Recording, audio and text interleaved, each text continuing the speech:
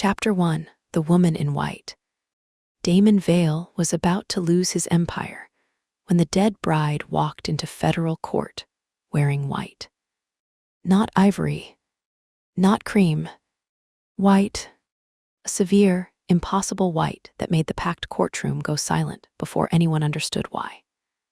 Cameras had been banned inside the hearing, but every reporter in the overflow room would later swear the same thing.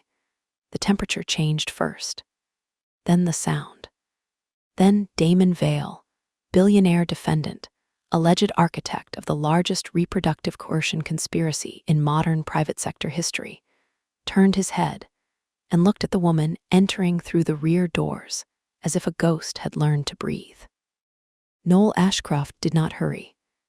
She moved down the center aisle with the calm of a woman who had been trained for ceremonies before she was old enough to know they were cages. Her dark hair was pinned at the nape of her neck. Her face was bare of softness, composed in the old style, like aristocratic portraiture sharpened into flesh. She wore no jewelry except one ring, cracked black stone, old gold, split cleanly through the center and wired back together with a strand of silver. Every Covenant family representative in the gallery recognized the ring. Every one of them went still. Damon felt it before he saw it. Fear, not of him this time, of her. Noel stopped at the front of the courtroom, 3 feet behind the prosecution table, and looked directly at the judge. "Your Honor," she said, voice clear enough to cut through the room without effort.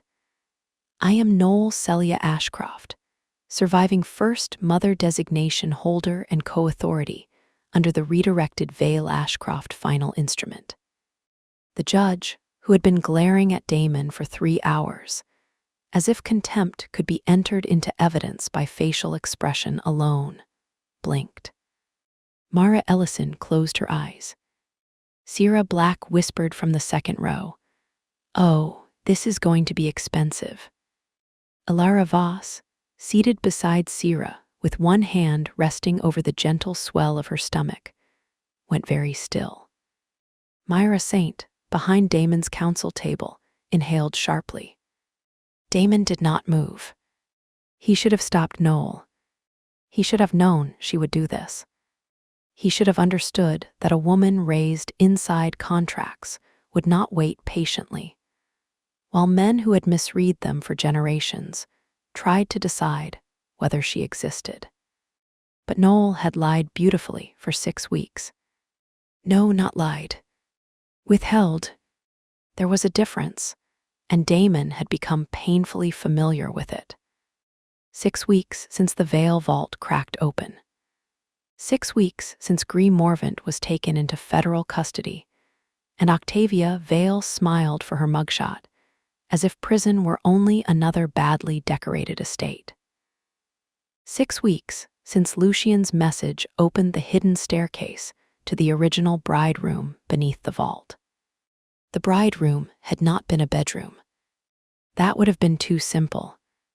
It was a ledger chamber, older than the vault, older than the estate's east wing, built into damp stone around a round table with 21 chairs.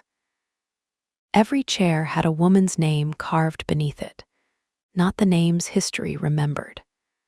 The names before marriages, before substitutions, before official deaths, before daughters became clauses. The covenant had begun there, not with men signing ownership into law, with families discovering that women's bodies could move assets more quietly than armies. They had found the first bride ledgers, the first child transfer maps, the original list of covenant children moved before the estate raid, partial locations, broken names, enough to prove the system had survived, not enough to find everyone. And beneath the bride table, sealed in a lead-lined drawer Noel opened with her cracked ring, they found the document now at the center of the federal emergency hearing. The redirected final instrument, co-signed by Noel Celia Ashcroft and Damon Helena's son. a document that had transferred billions in bloodline assets, frozen covenant-controlled trusts, unlocked evidence caches, and placed Damon and Noel into a temporary co-authority structure. No court had yet figured out how to classify without swearing. The government called it suspicious. The covenant remnants called it theft. The press called it the bride contract. Damon called it the last trap Helena and Marin had left behind because they had run out of time to build a clean exit. Now he sat in federal court while regulators, prosecutors, private attorneys, trustees, bank representatives, and 3 visibly terrified estate law experts argued that the safest solution was to freeze Vail Global, remove Damon from all corporate authority, appoint a federal receiver, and place Noel Ashcroft into protective legal custody until her identity could be verified. Protective custody, a beautiful phrase, a silk bag placed over a woman's head. Noel had tolerated it until the assistant U.S. attorney used the word unstable. Then she entered wearing white.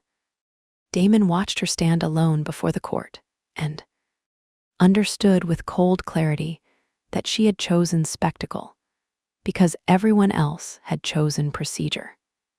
The judge adjusted her glasses.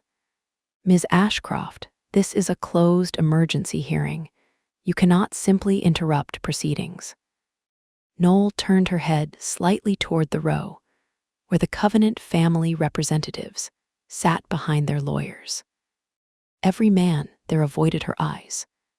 Every woman watched too carefully. "I am not interrupting," Noel said. "I am appearing." Mara rose slowly from Damon's side of the counsel table. "Your Honor, Ms. Ashcroft is a material party to the trust instrument currently under review." The assistant U.S. attorney stood. "Your Honor, the government has serious concerns regarding Ms. Ashcroft's capacity, identity, and potential coercion by Mr. Vail." Noel looked at him. Only looked. He stopped speaking. Damon almost respected him for having survival instincts. The judge's expression sharpened. "Ms. Ashcroft, are you represented by counsel?" "Yes." Mara lifted one hand. "Me, for limited identity and protective interest purposes." Damon turned his head toward Mara. She did not look at him. Of course Mara had known Noel was coming. Betrayal was too strong a word. Mara represented people, not Damon's preference for tactical control. Still, his irritation must have reached his face because Sierra leaned forward from behind him and murmured, "Don't look wounded. It's unattractive on billionaires." Damon did not turn. "I am not wounded. You look like someone moved your favorite chess piece without asking." "My favorite chess pieces do not wear white to court."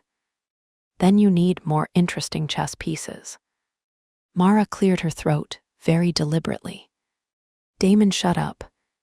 The judge looked from Mara to Noel. "Ms. Ashcroft, if you are represented, your counsel should have filed a notice of appearance and a motion to intervene." Noel's expression did not change. "My existence has been filed incorrectly for 31 years, Your Honor. I apologize if my correction lacks procedural elegance." Sierra whispered, "I love her." Ilara whispered back, "You love legal violence." "Yes, and apparently couture." The judge's mouth tightened, though not without interest. She had presided over enough billionaire misconduct to dislike being manipulated by wealth, but Noel did not read as wealth. Not exactly. She read as evidence that had learned to speak. "Ms. Ashcroft," the judge said, "you will explain your purpose." Noel took one more step forward. Damon's pulse slowed. That was the first warning. His body had reacted to Noel since the vault, but not like it reacted to Ilara. not like it responded to Myra's clinical steadiness when she said orient, not like the wary tension around Sierra's witness match. Noel's effect was stranger. Older, not desire first, recognition first. The architecture of his childhood had been built using her face as a mold for safety, loss, mother, bride, origin, refusal. The covenant had meant her to destabilize him, to make his body confuse grief with possession. 6 weeks of controlled exposure had reduced the shock, not erased it. Damon rested both hands flat on the table. Myra saw from behind him. Her voice came low through the medical earpiece he still wore at Mara's insistence and his own irritation. Orient. He did not look back. Federal courthouse, emergency asset hearing. Noel present, choosing observation, not recalled. Myra paused. Then quieter, good. Damon hated the relief that followed the word. Noel looked at him. She had heard none of it. She seemed to understand anyway. Her gaze moved to his hands, then back to his face. A flicker passed between them. Not intimacy, not trust, but the recognition of two people standing on opposite sides of the same weapon. Then Noel turned to the judge. I am here because the government is about to make the same mistake the covenant made, she said. You are treating personhood as an administrative risk. The courtroom changed. Even the reporters beyond the sealed doors seemed to fall silent through the walls. The assistant U.S. attorney rose again. Objection to characterization. This is not trial testimony, the judge said. Sit down. He sat. Noel continued. For 31 years, my name, body, legal identity, medical records, reproductive authority, and estate access were controlled by private families operating through trusts, clinics, foundations, and forged guardianships. I was declared dead when convenient, preserved when useful, unstable when resistant, and ceremonial when powerful men needed a symbol to obey. Her voice did not tremble. That made the words worse. They called it protection, then treatment, then inheritance, then law. She looked at the judge. I am asking this court not to give the same violence a federal signature. Damon did not move. Beside him, Mara had gone still in the way she did, when something legally devastating had been phrased well enough to weaponize. The judge leaned forward slightly. What are you requesting? Noel looked at Damon. Only then, not before. His entire body sharpened. Myra's voice returned in his ear, low and steady. Breathe. He did. Noel's eyes were gray, not Helena S., never Helena S. Every time he saw that difference, something in him steadied. I am invoking the bride clause, Noel said. The courtroom erupted. Not loudly, because federal courtrooms punished volume quickly, but with movement. Attorneys turning, papers shifting, the covenant representatives leaning toward one another, the assistant U.S. attorney standing halfway before remembering he had just been told not to. Damon rose. Not all the way. Enough that Mara's hand snapped down on his wrist. Not hard. A warning. Do not, she said under her breath. Noel looked at his wrist, beneath Mara's hand. Then at Damon. Her expression said, wait. He hated that he understood. He hated more that he obeyed. He sat. The judge struck her gavel once. Order. Noel waited until the room quieted. The bride clause, she said, was created as a coercive instrument. It was altered by Helena Ash and Marin Ashcroft to redirect authority away from covenant control upon proof of coercion, genetic manipulation, and non-consensual lineage assignment. That redirection was initiated in the Vale vault.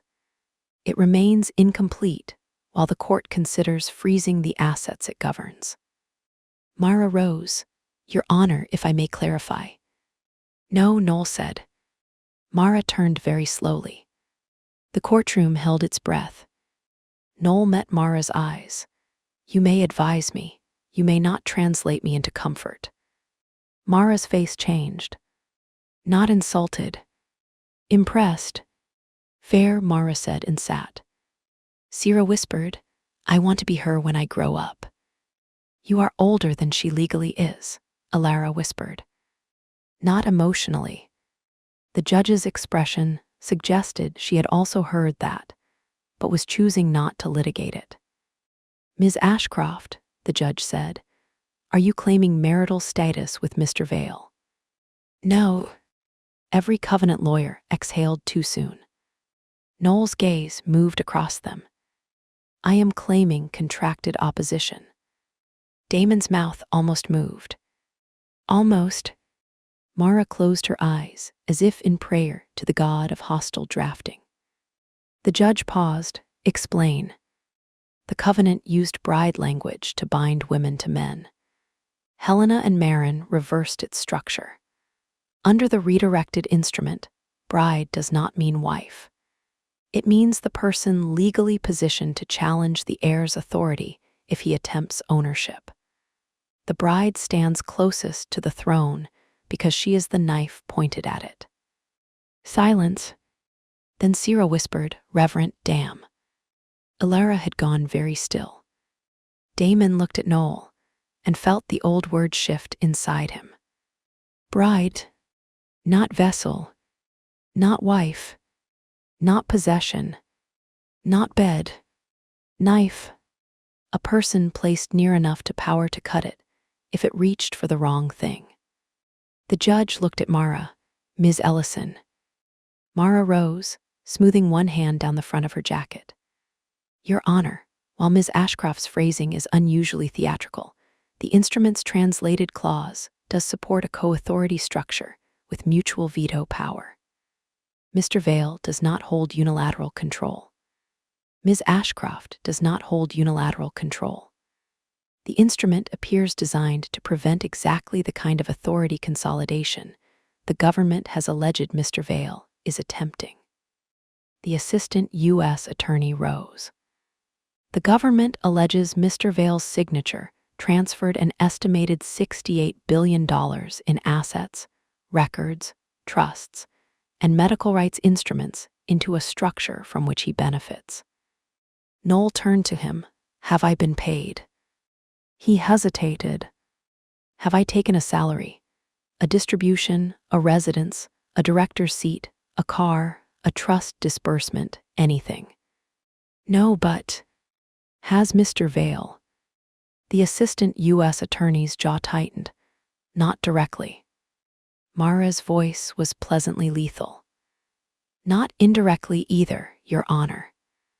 The trust instrument prevents personal enrichment until review by independent victim, child, medical, and asset protection boards.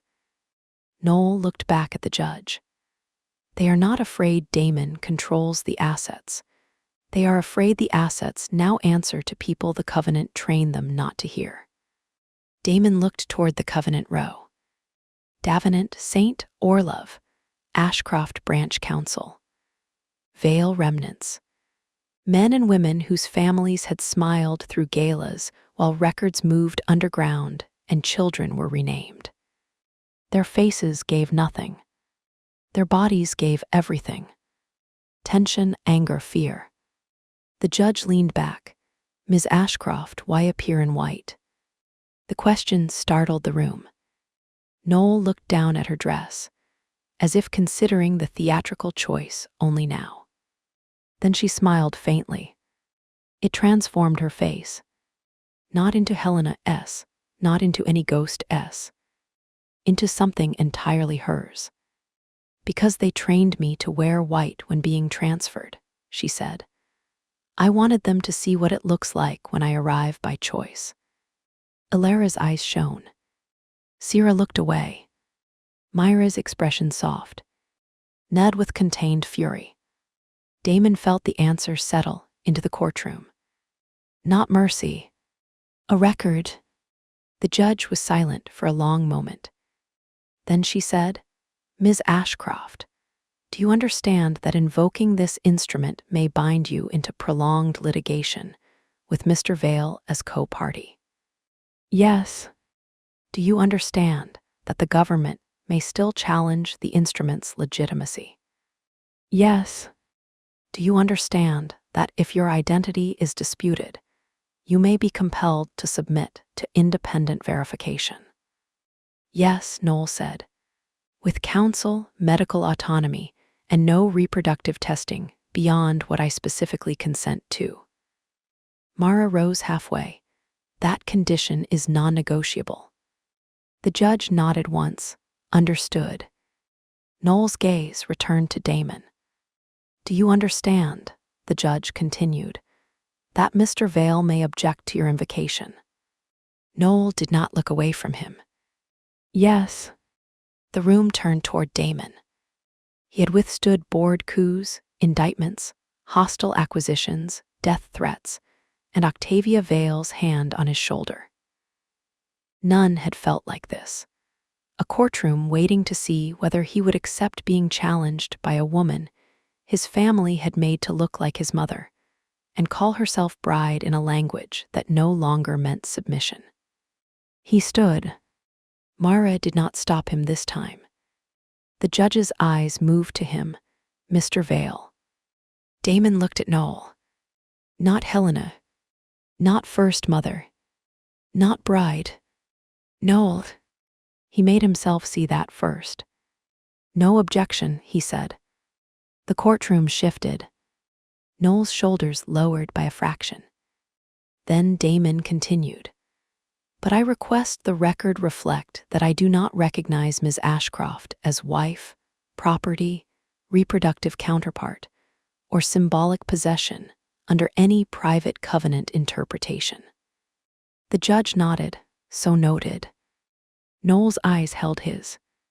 He added, "I recognize her as co-authority, legal adversary where necessary, and protected party where requested." Sierra muttered. Only Damon could make that sound almost romantic and deeply unromantic at the same time. Myra whispered, "It's not romantic." Alara whispered back, "Not yet." Damon heard all of them. "Unfortunately." Noel's mouth softened slightly. "Accepted," she said. The assistant U.S. attorney looked between them, visibly dissatisfied. "Your Honor, the government still maintains that Mr. Vale's history of concealed involvement in covenant structures, including prior activation signatures, makes him unsuitable to remain in any trust authority."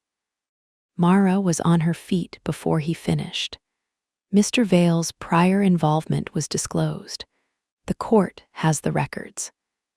Records that also show he signed an activation request connected to Ms. Voss. Damon felt Alara go still behind him. The old shame opened like a familiar wound. Before Mara could answer, Noel did. "Yes," she said. The prosecutor turned toward her. Noel's expression cooled. Damon Vale signed a document that should never have existed. He also corrupted that document from within and buried Alara Voss's file before anyone in this room cared whether a woman's name could be turned into an inheritance trigger. You may prosecute the first fact if law supports it. You may not erase the second because complexity irritates your theory. The prosecutor flushed. Mara slowly sat down, looking almost moved. Sierra whispered, "Marry me." Alara whispered, "Wrong book." Myra made a sound, suspiciously close to a choked laugh. Damon did not smile. Noel's defense did not absolve him. She had not intended it to. That was why it mattered. The judge let the silence sit. Then she spoke. "This court will not freeze the redirected trust assets at this time." A temporary oversight structure will be established with independent fiduciaries, victim advocates, child welfare experts, medical ethics monitors, and federal observers. Mr. Vale and Ms. Ashcroft will remain co-authorities subject to court supervision and mutual veto pending identity verification and full forensic review. The covenant row stiffened. A small victory. Temporary. Supervised. Fragile. Real. The judge continued. Ms. Ashcroft will not be placed in custody. She will submit to identity review under counsel-negotiated conditions. Mr. Vale's executive authority at Vale Global remains restricted pending criminal inquiry, but total seizure is denied without further evidentiary showing. Damon heard the words. Vale Global restricted. Trust unfrozen. Noel free. For now. The judge turned to Noel. You will coordinate with Ms. Ellison immediately after this hearing, and Ms. Ashcroft. Yes, Your Honor. If you interrupt my courtroom again, do it through counsel. Noel inclined her head. I will try. That was not the answer I wanted. It was the honest one. The judge looked as if she strongly disliked how much she respected that. Court adjourned 10 minutes later into a storm of whispers, shuffling attorneys, and reporters trying to guess what had happened from the expressions of the people leaving a sealed room. Damon did not move immediately. Neither did Noel. Across the aisle, Covenant representatives gathered behind their lawyers like predators pretending to be livestock. The federal agents kept a close watch. Annika moved to the front of the room, her injured forearm hidden beneath her jacket, gaze scanning exits. Silas positioned himself near Alara without making the protection obvious. Sierra slipped her recorder into her bag and gave Damon a look that said she had captured enough to make several people miserable. Myra came to his side. Not too close. Never carelessly now. Vitals, she asked. Acceptable. That was not a number. You prefer numbers when they're terrible. I prefer truth. He looked at her. She held his gaze. The medical relationship between them had changed after the vault. Not ended. Not become simple. Nothing did. Myra still monitored his detox recovery. Still read the marker shifts no one else understood. Still carried guilt around her father's research like a wound she refused to dress too prettily. But the charge between them had been placed carefully aside after the vault. Not denied. Set aside. Alara needed protection. Noel needed legal stabilization. Adrian needed identity restoration. Eden and Celia needed safety. Missing children needed to be found. Damon needed to become someone who did not confuse intensity with urgency.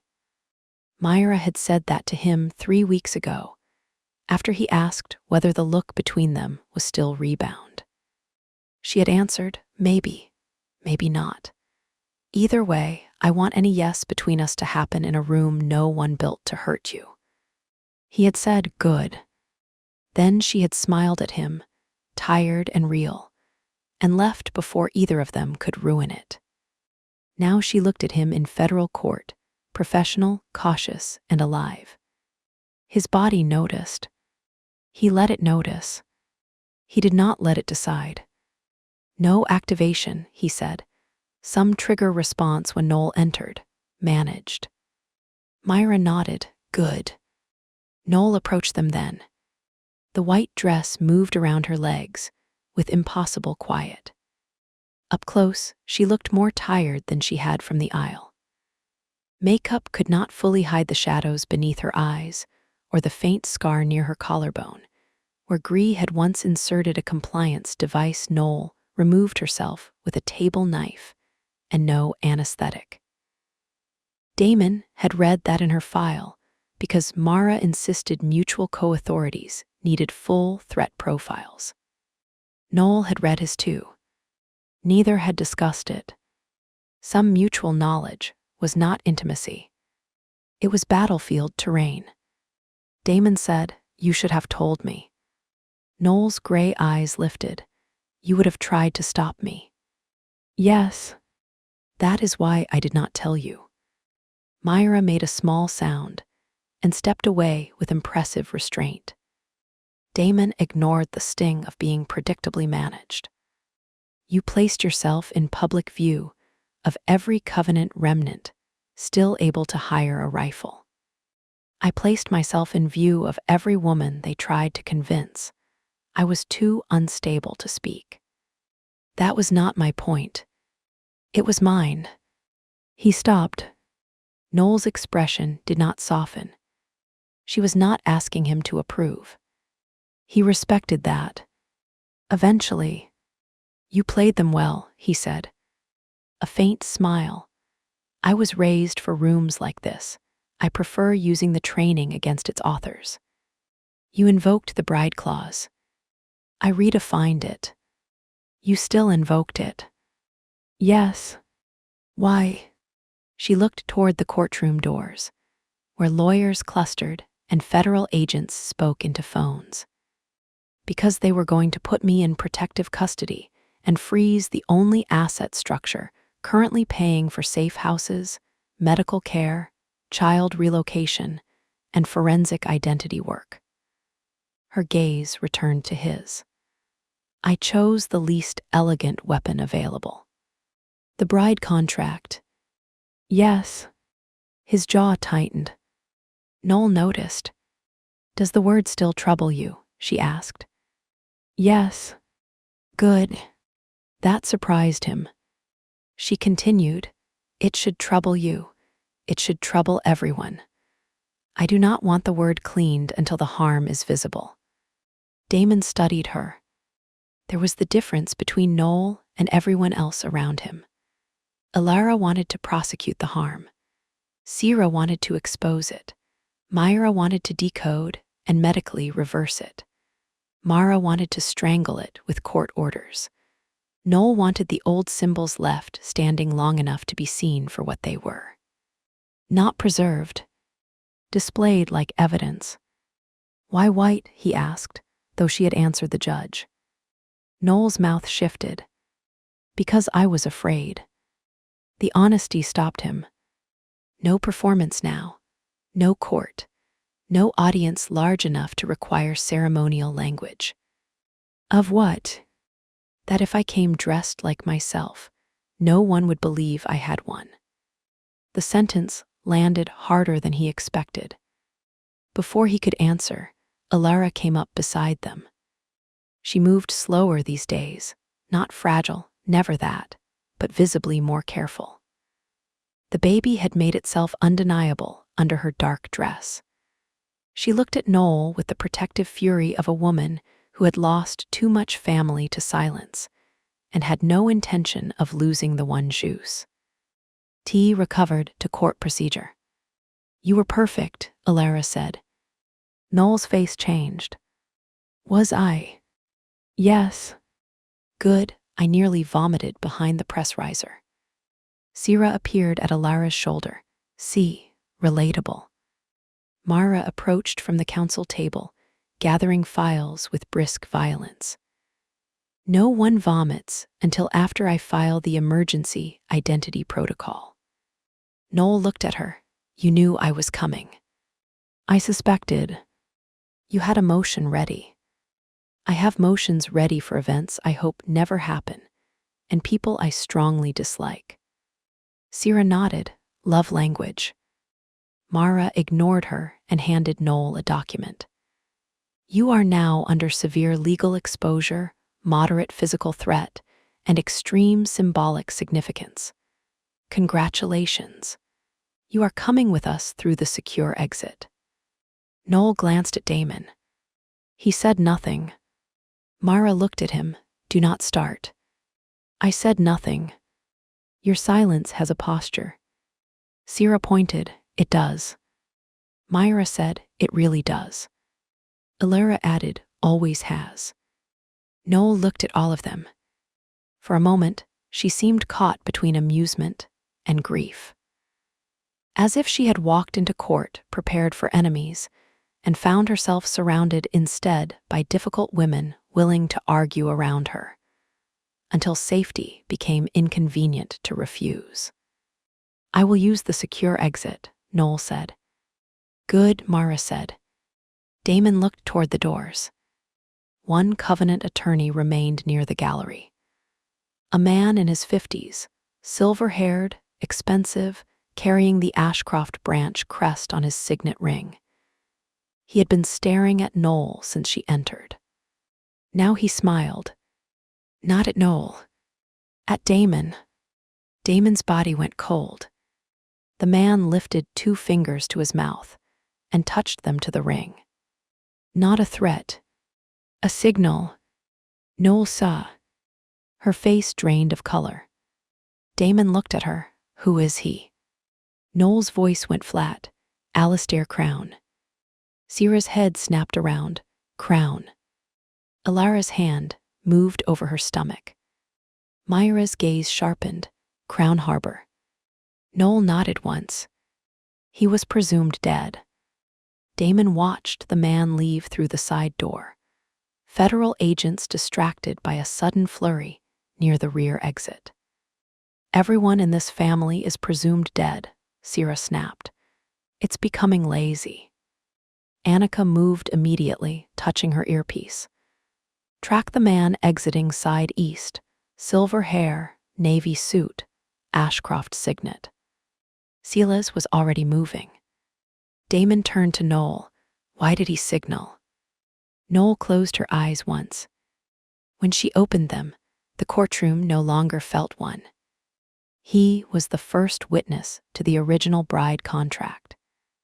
Mara went still. That would make him how old? "Too old," Noel said. Sierra's face hardened. Another designation. "No," Noel's voice lowered. The Crown line specialized in preservation. Damon's pulse shifted. Myra noticed instantly. Damon. He breathed federal courthouse after hearing. Noel present, Crown alive, choosing assessment. Sierra looked at Noel. Preservation meaning what? Noel did not answer immediately. Myra's phone buzzed. Then Alara's. Then Sierra's. Then Damon's secure line. All at once, Annika lifted her phone and went pale with anger. "What?" Damon asked. Mara opened the message first. Her face became very still. She turned the screen so they could see. A live video feed. A white room. A child sitting at a table. Not Eden. A boy, maybe 7, dark-haired. Eyes fixed on the camera with unnatural calm. Behind him stood Alistair Crown. He smiled into the lens. "Congratulations on today's performance," he said. "The bride has appeared, the lock has turned, and the court has done exactly what we required." Noel gripped the back of a courtroom bench. Alistair placed one hand on the child's shoulder. Damon's blood went ice cold. The boy did not flinch. "That was worse." Alistair continued. "You found the children we wanted you to find. You freed the assets we wanted unfrozen. Now the old houses know where to look." Myra whispered, "No." The camera shifted. Behind the boy, on the white wall, hung a map. Red dots. Safe houses. Medical facilities. Relocation sites. The protected network. Alara's face went white. Sierra swore. Myra's hand went to her mouth. Damon felt every instinct in his body rise like a storm. "Not now. Think." Alistair's smile widened. "Come, Noel, bring your contracted husband. The second bride room opens at sunset." The screen glitched. Before it cut to black, the boy at the table lifted his hand. On his finger was a white ring. Not black. White stone. Silver band. Noel made a sound Damon had never heard from her before. Fear. Damon turned to her. What is that? She looked at the blank screen. Her voice barely carried. The groom ring. Chapter 2, The Bride Who Lied. The groom ring meant there was another contract. Noel said it in the secure courthouse elevator as it descended without stopping, sealed by Annika's override, watched by 2 federal agents who looked increasingly aware that their training had not included ceremonial inheritance warfare or children wearing jewelry designed by dead Dine. Estais. No one spoke for 3 floors after she said it. Damon stood opposite her, one hand braced against the elevator wall, the other curled loosely at his side. No ring. Never again. His hand looked wrong without it only because the world had spent so long teaching everyone to fear him with one. Noel's white dress was stark beneath the elevator's fluorescent light. The courtroom had made her look spectral. The elevator made her look tired. More human. More dangerous. Sierra was pressed against the rear wall, phone in one hand, recorder in the other, face pale with fury. Alara sat on the fold-down emergency seat because Silas had used the phrase, medically non-negotiable, in a voice that ended discussion. Myra stood beside her, one hand near the medical bag, eyes moving between Noel and Damon like she was monitoring 2 separate vital signs. Mara was on 3 calls at once through an earpiece, a tablet, and sheer force of will. Annika faced the closed doors, with her weapon lowered but ready. Silas had gone after Alistair Crown. No one liked that Silas had not reported back. Damon looked at Noel. Another contract. Yes. You knew. The word landed cleanly. Noel's gray eyes lifted to his. Yes. Myra closed her eyes for half a second. Sierra said, fantastic.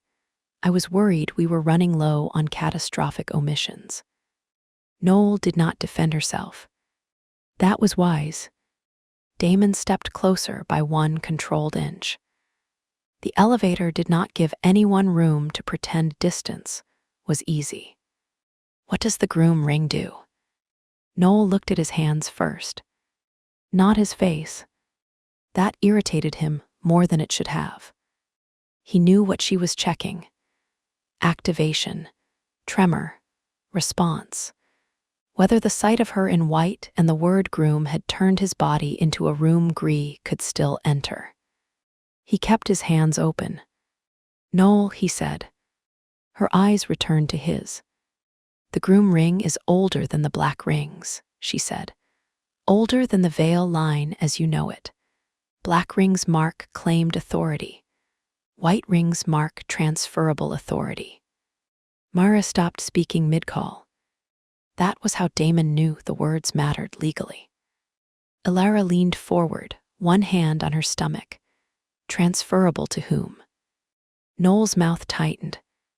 To a designated groom. Sierra laughed once, flat and ugly. Of course, bride room, groom ring, what's next? A flower girl with a kill switch. Noel's face flickered. Sierra went still. No, Sierra said, absolutely not. Noel looked away. Damon's blood cooled. There is a flower girl clause, Mara said slowly, reading something on her tablet. Sierra stared at her. I hate when my sarcasm discovers evidence. Mara's voice went colder. Minor female line attendant.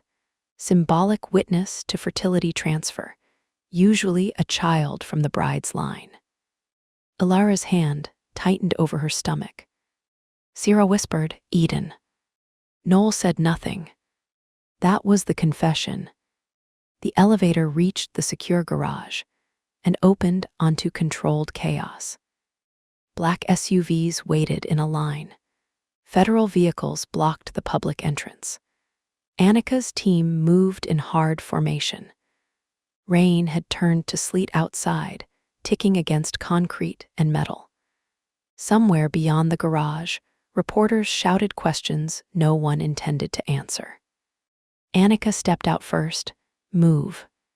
Noel did not move. Damon did not either. The others halted around them, tension spreading fast. Annika looked back. This is not the place. No, Damon said. It is not. Which is why she answers before we enter a vehicle she may have allowed to become another trap. Noel's chin lifted. There. Not guilt. Not only. Pride. Damon recognized it, because it had once kept him alive long enough to mistake it for strength. I did not allow the safe house map to leak, Noel said. You knew the groom contract existed. Yes. You knew Crown was alive. I suspected. You knew court recognition might awaken another instrument. Her silence sharpened everything. Myra said softly, Noel. Noel looked at her. Myra's expression held no accusation. That seemed to make it worse.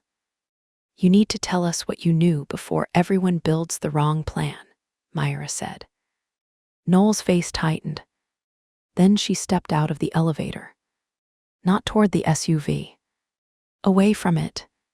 Into an empty square of concrete beneath a security light, still wearing the white dress, still holding herself like, if she loosened one muscle, the roll would climb back over her skin. I knew the second bride room existed, she said. Sierra threw both hands up. There it is. Damon's jaw tightened, and I knew Alistair Crown was connected to it. And I knew the groom ring could react if the court recognized the redirected bride clause. Alara's face paled. React how? Noel looked at her. By locating the current bride authority and opening the groom challenge. Mara's tablet made a soft sound, as if confirming the term from some document. Groom challenge, Mara repeated. I need new words for hatred. Damon stepped closer to Noel. This time Annika did. Not stop him. Noel looked at him directly. Good. Let her see what she had chosen to stand near. You knew appearing in court could expose the network, he said. I knew it could expose me. That is not the same thing. No, her voice sharpened. It is not. Then why? Noel's eyes flashed. There she was. Not preserved. Not ghostly. Angry. Because the government was minutes away from freezing the trust, which would have shut down every legal payment, medical firewall, safe house, child identity review, and witness relocation order we created after the vault. Because if I stayed hidden, the court would have treated me as your captive or invention. Because if I did nothing, the Covenant remnants would have used procedure to recover what Helena and Marin died to move out of their hands. Her breath came faster now, but her voice did not break. So yes, I knew there was risk. I chose the risk I could see. Damon stared at her. He understood the answer. That did not soften it. You chose for all of us. Noel flinched. Small. There. The blade found skin. Yes, she said. Alara's expression changed. Sierra's anger sharpened, then stopped at the sight of Noel's face. Myra looked down. Damon hated the silence that followed, because it did not belong only to Noel. Every person in that garage had chosen for someone else at least once. Alara's father, Damon, Myra, Noel. Even Sierra, broadcasting truths before everyone inside them could decide what exposure would cost. Survival made tyrants of people who meant to protect. Noel's voice lowered. I was wrong. Mara looked up sharply. Noel continued, not about appearing. About not telling you. I thought if I told Damon, he would stop me. I thought if I told Mara, she would try to control the venue. I thought if I told Alara, she would insist on coming to the podium. I thought if I told Sierra, she would turn the groom ring into a headline before I understood it. Sierra opened her mouth, then closed it. Noel looked at Myra. I thought if I told you, you would hear another protocol and blame yourself for not knowing it already. Myra's face went still. Noel's gaze returned to Damon. And I thought if I told you I was afraid, you would become careful with me in the way everyone becomes careful when they think I am made of what happened to me. The garage quieted beneath the sleet. Damon felt the sentence enter him and stay. Not because it excused anything, because it was true in a way he did not like. He had been careful with Noel since the vault. Careful because she looked like Helena from certain angles. Careful because her history scraped too close to his. Careful because the word bride still tasted of coercion and old rooms. Careful because if he looked too long, the covenant's architecture tried to make memory into desire, grief into protection, and protection into claim. He had thought care was the ethical answer. Sometimes it was.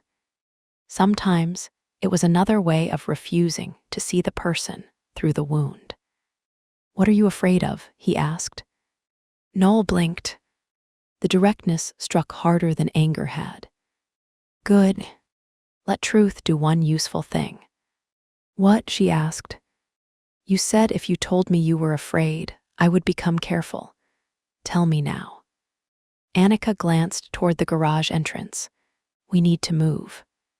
30 seconds, Mara said. Annika looked irritated. Mara did not blink. This is evidence too. Noel stared at Damon. For once, her poise looked less like training, and more like something she was holding together with both hands. I am afraid, she said slowly, that I do not exist without the bride clause. No one moved. Her voice dropped. I am afraid that every choice I think is mine is only training with better lighting. I am afraid I walked into court because they made me for rooms like that, not because I wanted to. I am afraid the white dress was not defiance. I am afraid it was obedience wearing a new sentence. Damon's chest tightened. There was no elegant answer to that. No clean reassurance. No one in the garage offered one. Good. Noel deserved better than comfort that lied. Damon stepped back. Not away from her. Away from the pressure of himself. You lied, he said. Yes. You exposed us to a risk we did not consent to. Yes. You may have triggered a second contract involving children. Yes. You are not the bride clause. Noel's eyes went glassy. He continued before she could look away. The fact that you are good at surviving a role does not prove the role is you. Myra's breath caught softly. Sierra looked down. Alara's face tightened with something like pain. Noel looked at Damon for a long moment. Then she said, You learned that recently. Yes. From them. He followed her gaze. Alara, Sierra, Myra, Mara, Annika, Adrian absent but present in the space between them. Eden, Celia, Lucian in messages and damage. Helena in every refusal that still worked. Yes, he said. Noel nodded. The motion was small. The lesson went in. Annika S. Aid time. This time, everyone moved. The convoy split before leaving the courthouse. Alara went with Myra, Mara, and 2 federal medical security officers to a fallback site that was not on any digital map, and had been chosen by Mara after rejecting 12 options for smelling like men made them. Sierra refused to go with them because Alastair Crown had used a live broadcast, a child, and a phrase, second bride room, that had her journalist instincts and sister instincts pulling in the same direction. Annika tried to put her in Alara's vehicle. Sierra got into Damon's instead. Annika looked at Damon through the open door. Damon said, "She will get out at the first stop if we force her." Sierra buckled herself in. "I feel so understood." Annika looked at the ceiling of the garage, as if considering retirement from humanity. Noel sat beside Damon in the second row. Not touching, not looking at him. The white dress looked obscene against the black leather seat. Sierra sat behind them with 3 devices open, already pulling everything she could find on Alistair Crown, groom rings, and preservation lines.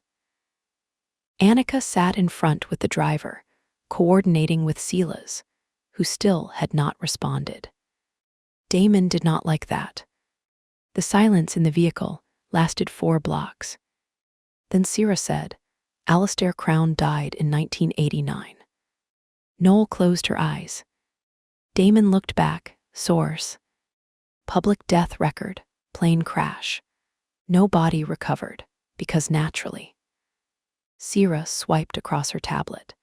He also appears in sealed trust minutes in 1997, under the initials AC, then again in 2008, as a medical patron to a longevity foundation. Then, in 2019, as a beneficial owner behind Crown Harbor Historical Preserve. Preservation line, Damon said. Noel's hands tightened in her lap. Sierra noticed, that means something. Yes. Say it. Noel stared ahead. Sierra leaned forward. I have very little patience for people who know vocabulary while children are on maps. Damon turned to Noel, names first. Her jaw flexed. Then she nodded, as if accepting a rule she hated needing. Preservation lines were covenant families tasked with maintaining continuity when designated people became inconveniently dead, unstable, resistant, infertile, politically exposed, or otherwise unusable. Sierra's mouth went flat. Maintain how?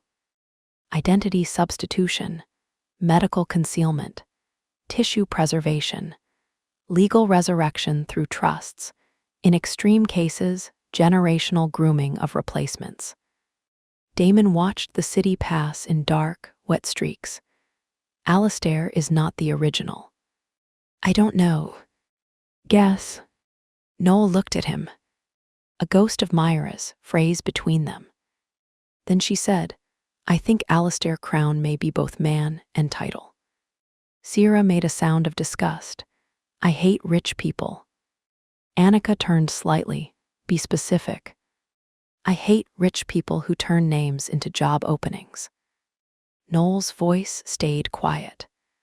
The groom ring is likely tied to the Crown preservation line. White rings do not claim. They transfer. They move authority from one designated body to another. Damon's attention sharpened. The boy on the video. Yes. What happens if he wears it long enough? Noel looked down. Sierra snapped Noel. I don't know. Truth, Damon said. Noel's eyes lifted, and for a moment he saw anger there. Not at him, at the question. At the demand for truth when the truth was only a set of doors she had been taught not to open unless invited by pain. I think, she said, each word controlled, that the boy is being prepared to inherit Alistair's designation. The vehicle went quiet. Annika swore softly from the front. Sierra's face drained of color. Prepared how? Damon asked. Noel shook her head. I don't know the current method. The old method was legal first, behavioral second, medical third. Sierra's voice went thin. Medical third meaning what? Do you truly want the worst guess? Sierra stared at her. Yes.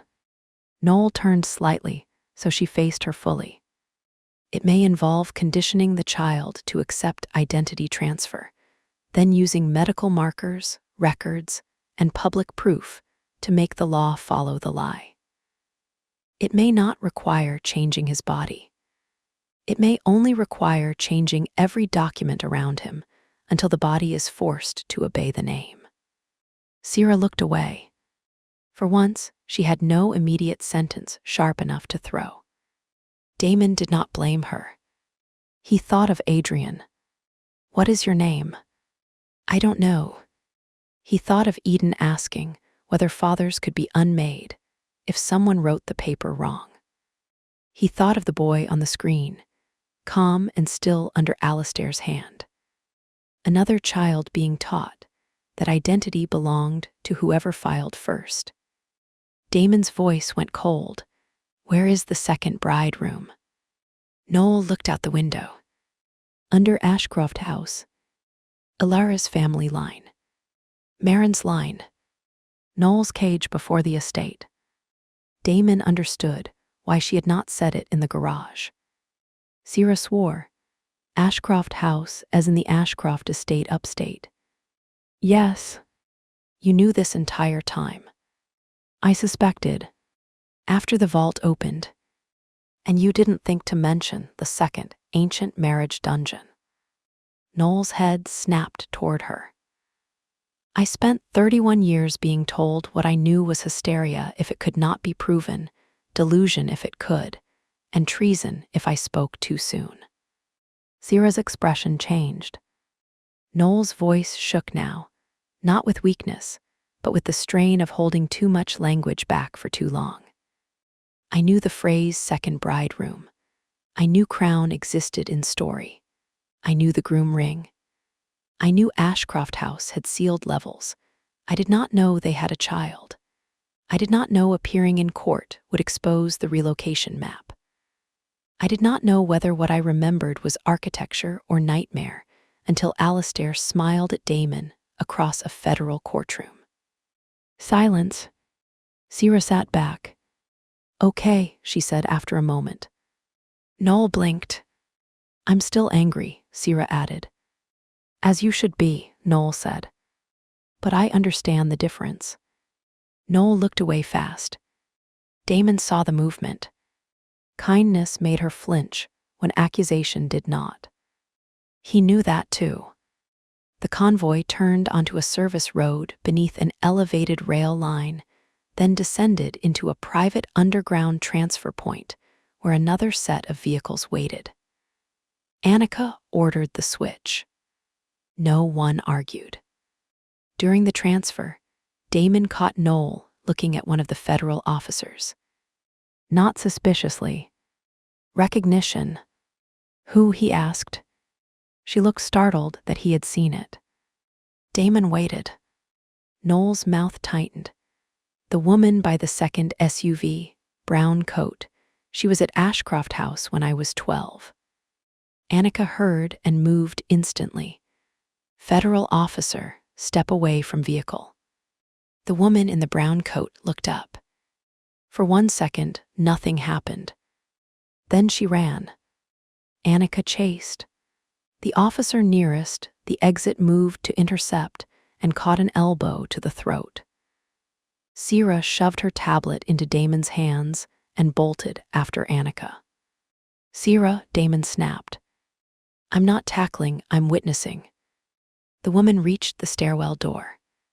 It opened from the other side. Silas Crow stood there, bleeding from a cut above his eye. Very much alive.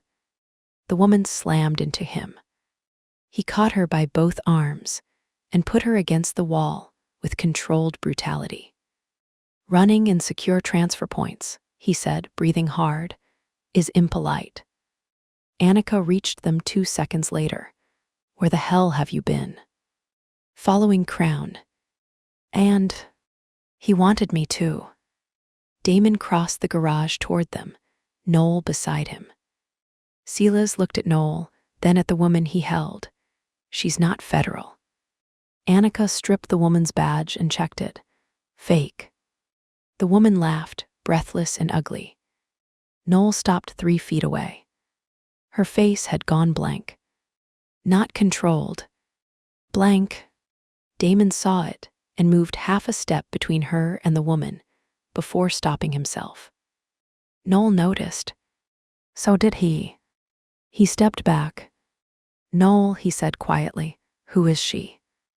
The woman smiled through blood at her lip. Hello, bride. Noel's hands curled into fists. Her voice changed. Younger for one fractured second. Matron Vale. Damon went still. Vale. The woman laughed. Not Vale anymore. Crown pays better. Annika looked at Damon. Matron. Noel's eyes remained on the woman. Bride trainer, behavioral compliance, ceremony preparation, punishment records. Sierra, arriving behind Annika, went very quiet. Damon looked at the woman. Old instincts rose in him. Useful ones. Violent ones. Myra was not here to say Orient. He said it himself. Transfer point. Matron identified. Noel present, choosing control. Noel's eyes flicked to him. The matron's smile widened. You still need people to keep you tame, little Locke. Damon did not respond. That made her smile falter. Good. Silas tightened his hold. She had this. He removed a small white envelope from inside the woman's coat and handed it to Annika, who scanned it before passing it to Damon. Inside was a photograph. The boy with the groom ring. On the back, in elegant black handwriting.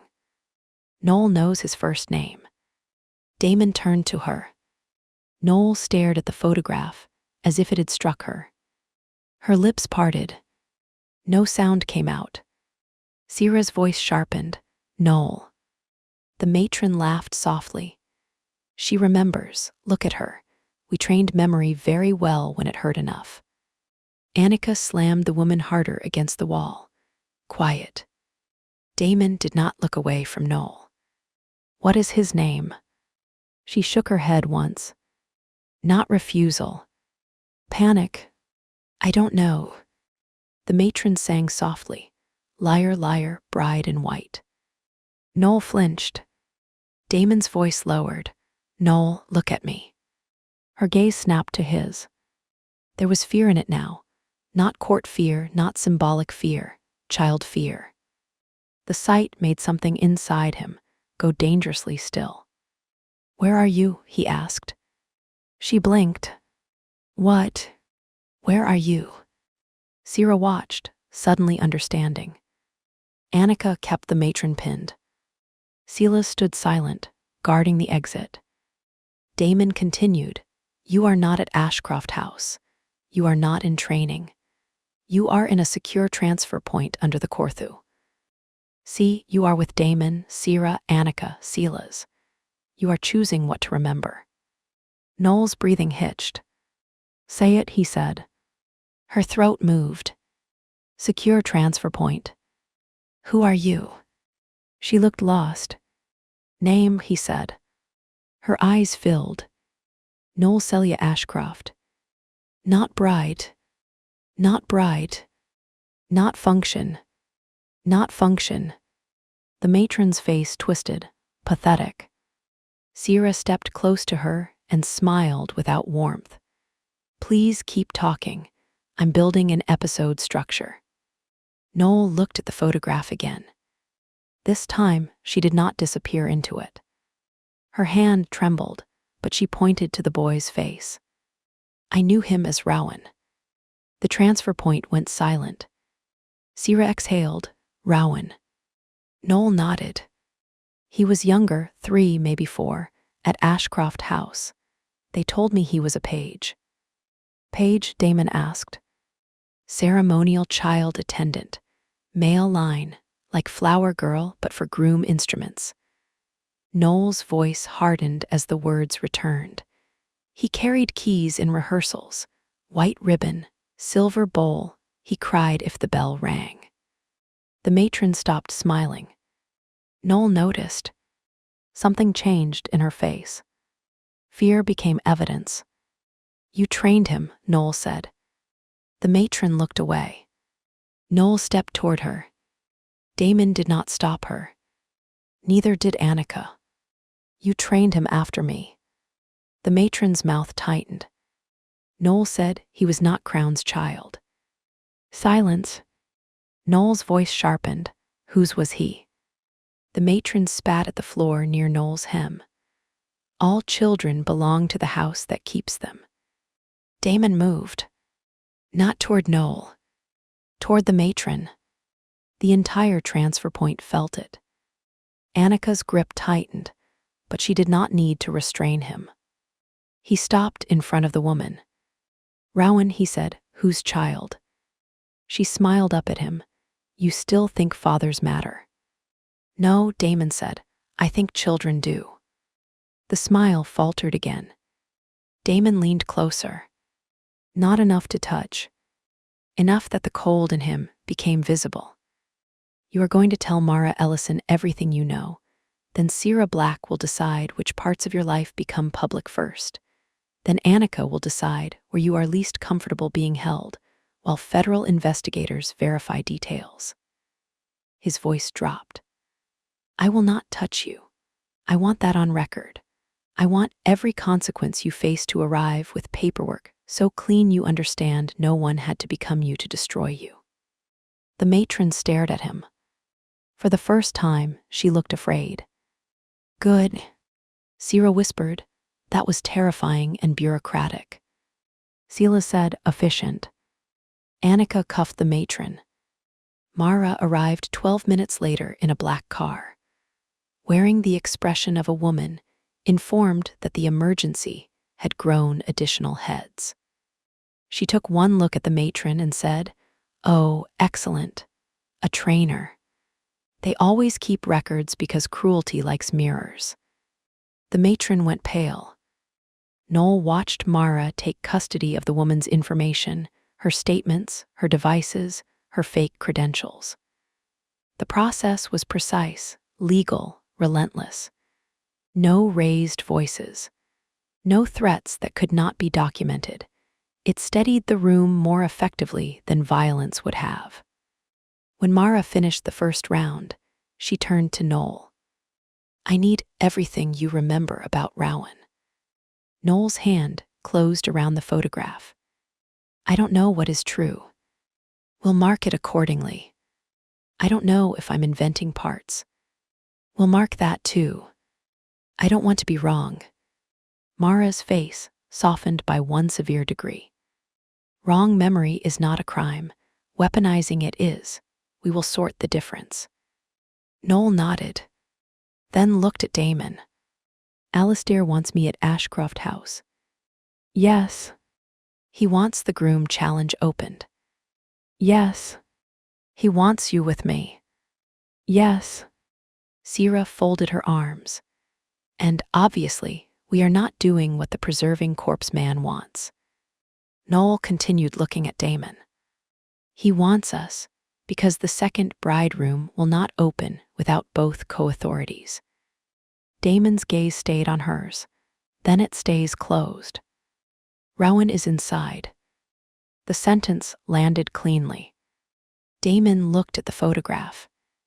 The boy's hand. The white ring. The map of safe houses behind him. Rowan. A name. Not groom. Not page. Not instrument. A child. Damon said, then we open it differently. Noel's mouth tightened. There may not be differently. There is always differently. You don't know that. No, he said, but I know what happens when people stop looking. That answer moved through her. He saw it, the way her shoulders eased, not because she believed him fully, but because he had refused the shape of the trap without refusing the child inside it. Myra arrived with Alara's vehicle shortly after, against Damon's preference, and therefore, inevitably. Alara remained in the vehicle under protest. Myra came down to check Damon and Noel before the next move, medical bag in hand, eyes sharp with concern she did not bother disguising. Vitals, she said to Damon. Stable. Number. He gave it. Activation. Managed. What helped? He looked at Noel. Names. Myra nodded. TA. And she checked Noel, who resisted until Mara said, medical evaluation is not symbolic submission. Sit. Noel sat. Myra crouched before her, not touching. Do I have consent to check your pulse and pupil response? Noel looked surprised. Then tired. Yes. Myra moved with the exact care Damon had come to recognize in her. Precise, narrated, never assuming the next point of contact. Noel watched her hands like a woman who had learned to predict pain by wrist angle. No major acute distress markers beyond expected, Myra said. You're running on adrenaline. That will collapse. Later, Noel said. Everyone says later. Bodies rarely agree. Sierra looked at Damon. That sounded directed at you. It often is. Noel watched that exchange, expression unreadable. Then her gaze moved to Myra's hand, where a faint bandage remained from the estate vault. You were hurt because of me, Noel said. Myra looked up. I was hurt because Gree had a knife. I brought everyone to the contract. Gree brought the knife. Noel seemed to absorb that more slowly than the medical exam. Responsibility, Damon thought, was another thing the Covenant had trained to grow incorrectly. It attached everywhere except the hand holding the blade. Myra finished and stood. If we go to Ashcroft House, I need full medical authority over any child found inside. No debate on site. Mara nodded, agreed. Noel looked toward the garage exit. Ashcroft House is not like the Vale estate, she said. Sierra snorted. That sentence is not comforting. It was built for women, Noel continued. Alara opened her vehicle door despite Silas's immediate objection and spoke from inside. What does that mean? Noel turned toward her. It means the rooms are kinder. No one moved. Noel's mouth twisted. And worse. The words chilled the garage. She continued, Vale rooms were built to break resistance. Ashcroft rooms were built to make resistance feel unnecessary. Soft walls, warm beds, good food, beautiful dresses. Language about duty, care, chosen sacrifice. They taught us that wanting comfort meant wanting the cage. Sierra said quietly, they made the prison feel like relief. Yes. Damon looked at Noel in the white dress. No wonder she feared obedience, wearing defiance's language. Alara's face had gone pale with fury. My mother grew up there. No, Noel said. Marin escaped before the soft training worked. A faint, fierce pride moved through Alara's expression. Of course she did. Noel almost smiled. Of course, she agreed. Mara looked at the clock. Sunset is in 6 hours. Alistair demanded arrival then. That gives us time to prepare rather than sprint into another ceremonial death basement. Sierra said, look at us, growth. Annika asked, do we have schematics? Noel shook her head, not accurate ones. Entrances. Main house, old conservatory, east orangery, chapel crypt, and delivery tunnel. Which is least trapped? Noel gave her a look. The one they want us to think is least trapped. Annika almost smiled. Fair. Damon looked at Silas. Report. Silas had been quiet, too quiet, since arriving. He handed Damon a small drive. Crown let me follow him to a relay site. Empty when I breached, but I pulled this from a terminal before it wiped. What is it? Partial safe house access log. Silas's jaw tightened. He didn't get all locations, The map in the video was bait. Some dots were real, some were false. He wanted us to move everyone. Mara cursed softly. Annika's face hardened. Movement creates exposure. Exactly, Silas said. Damon looked at Noel, and the court appearance triggered him to test the network. Yes, she whispered. Sierra stepped in before Damon could. No, that one is on Crown. Noel looked at her. Sierra continued. I'm angry you withheld the groom ring. I'm not donating every enemy action to your guilt collection. Noel's expression shifted with reluctant gratitude. Damon saw it and felt something inside him ease. Sierra was crude medicine, often effective. They spent the next 4 hours in a secured brownstone Mara, owned through a trust, named after no one, and therefore trusted. Alara was placed in the upstairs room with the best medical setup and the worst wallpaper. Myra stayed with her for a full exam, emerged with the first genuinely relieved expression of the day, and announced that Alara and the baby remained stable under protest. Alara called from upstairs, I heard that. Myra called back, you were meant to. Damon stayed on the ground floor with Noel, Sierra, Annika, Silas, Mara, and 3 screens full of Ashcroft House fragments. Noel remembered in pieces. A rose hall with 7 doors. A dressing room with mirrors that did not reflect correctly because cameras sat behind them. A music room where girls learned ceremonial posture. A blue bedroom where Rowan once hid under a bed. A silver bowl. A white ribbon. A bell that rang before meals and punishments. A garden path leading to. A locked orangery. The phrase, brides do not run, they are received. Mara built a map from memory and hate. Sierra built a media deadman package. Annika built entry routes. Silas built exit routes.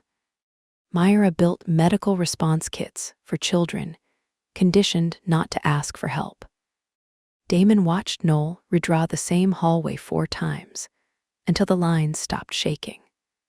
At one point, when Sierra stepped out to take a call from Celia and Annika left to check equipment, Damon found himself alone with Noel at the dining table covered in maps. Rain slid down the brownstone windows. Noel's white dress had been replaced by black trousers, and a soft gray sweater Mara had produced without explanation. Without the dress, Noel looked less ceremonial and more uncertain where to put her hands. Damon noticed because he understood that problem. She traced one finger along the map. I lied to you. Yes, you have said less about that than I expected. You expected anger. Yes, I am angry. Her finger stopped. At me. Yes. She nodded once. Good.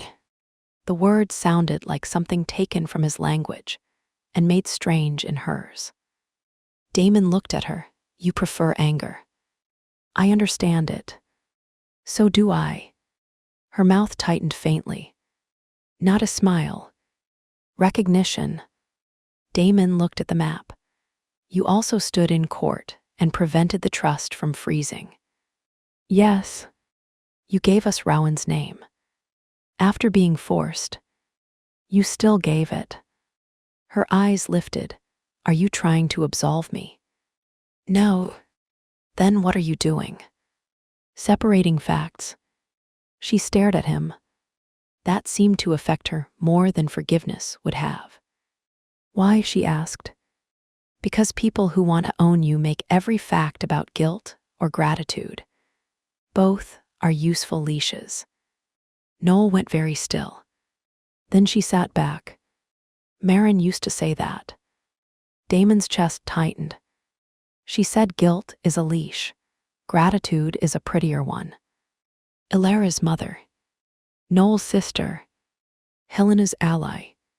The dead kept speaking through the living, but not as ghosts, as instruction, as resistance, as phrases passed hand to hand until someone finally reached a door with the right key. Noel looked at him.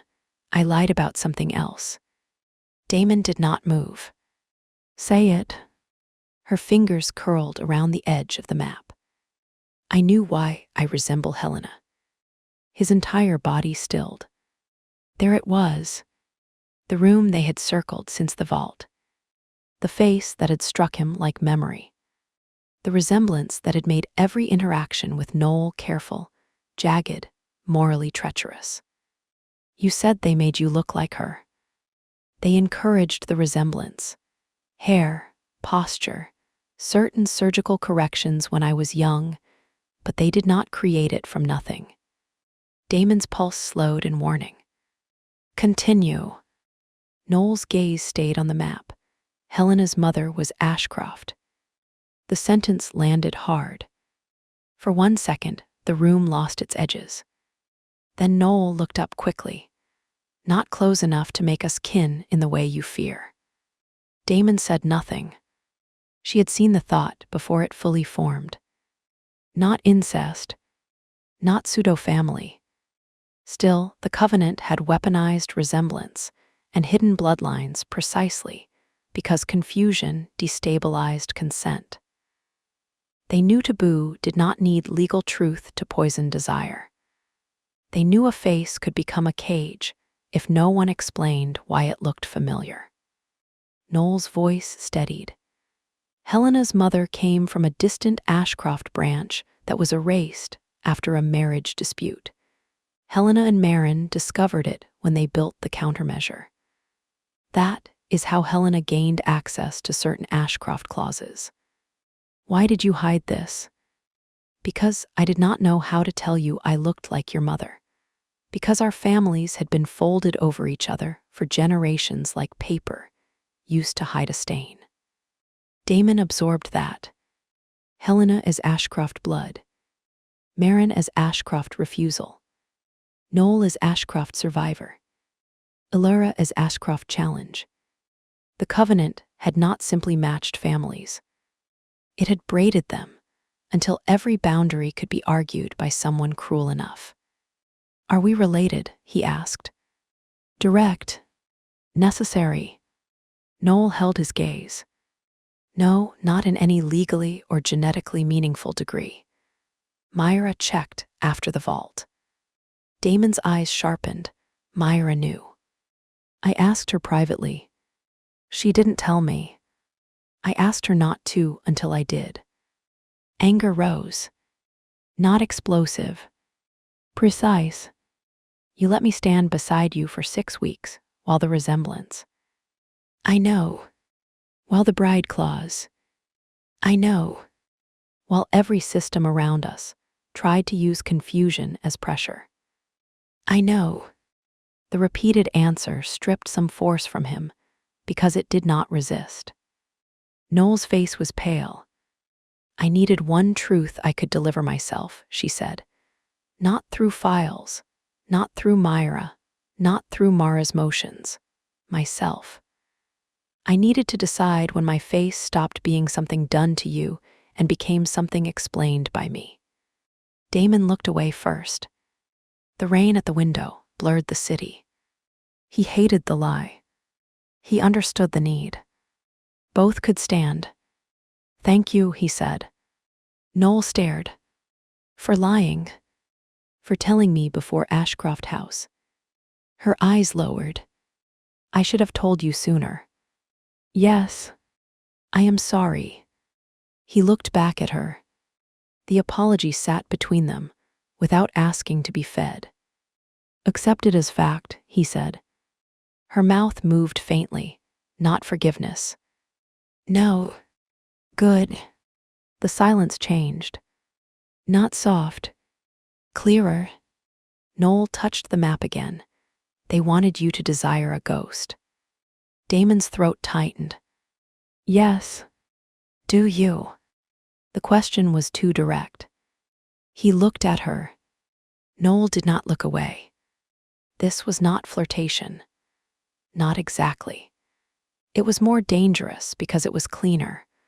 A woman asking whether the body and history between them had become another room she needed to escape.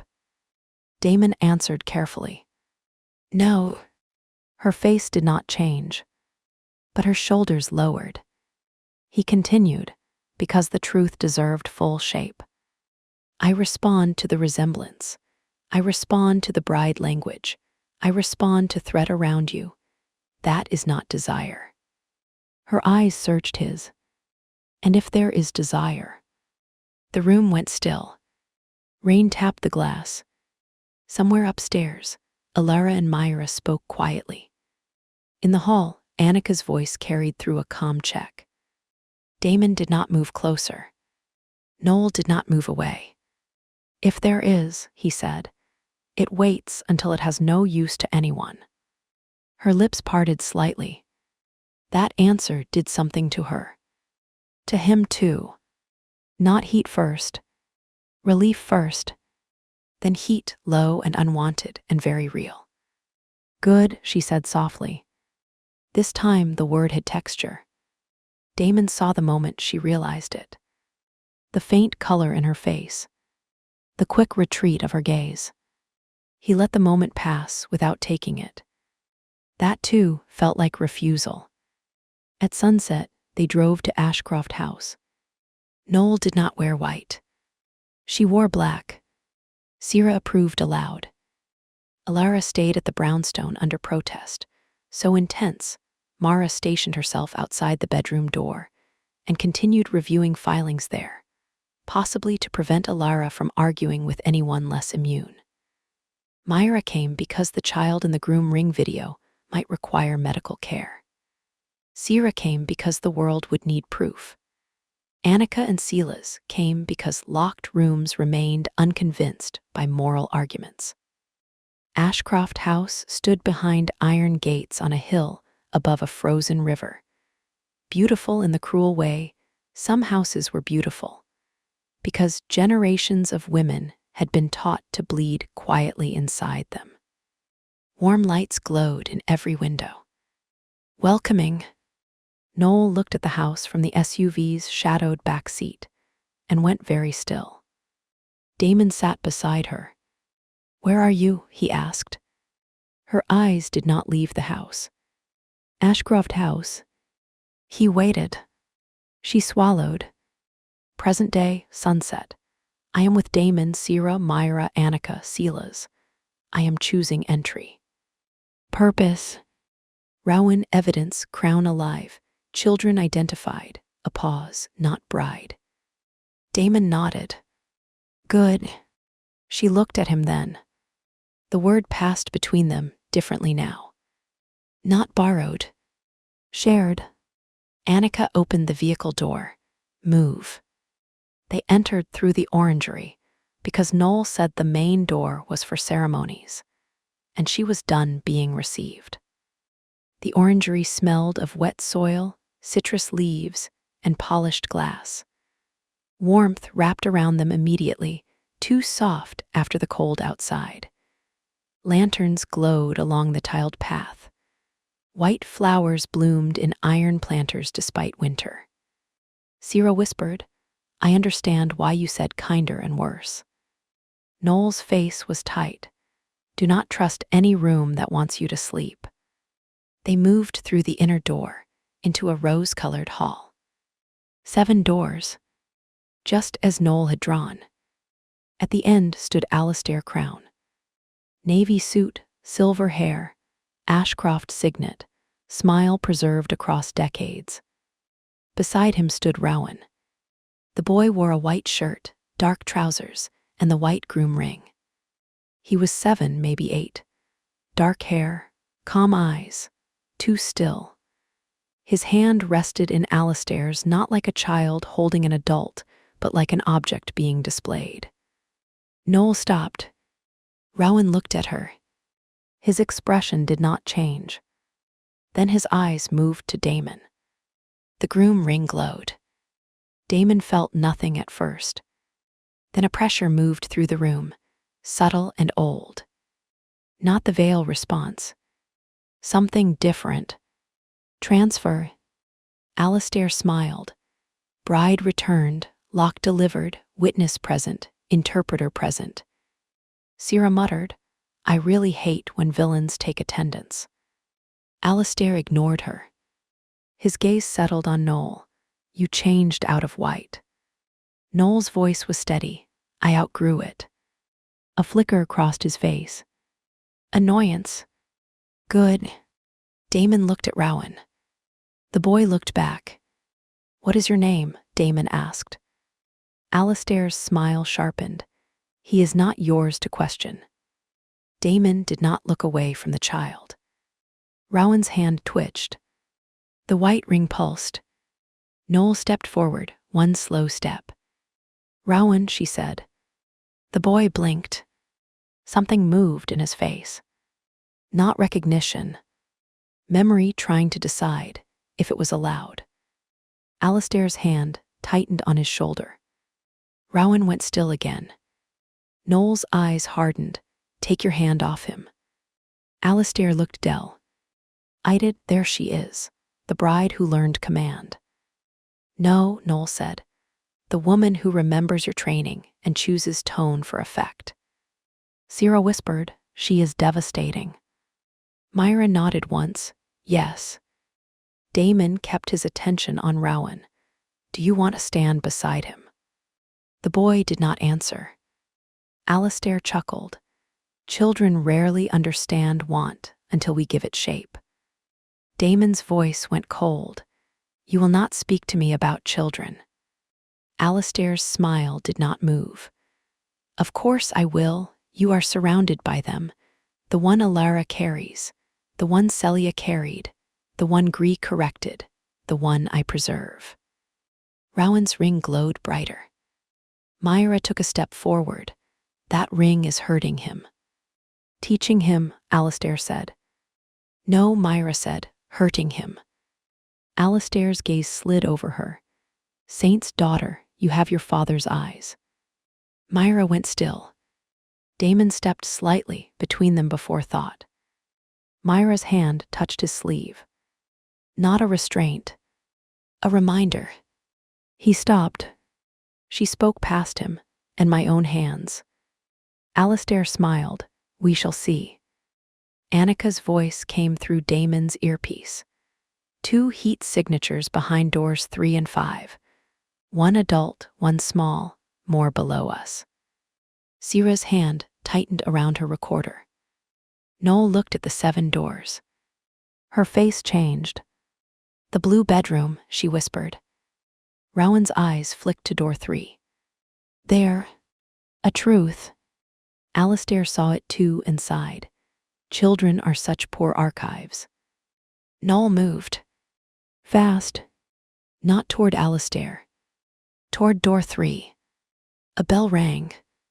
All 7 doors locked at once. Noel froze mid-step. The sound tore the color from her face. Damon moved toward her, then stopped before touching. Noel. She did not answer.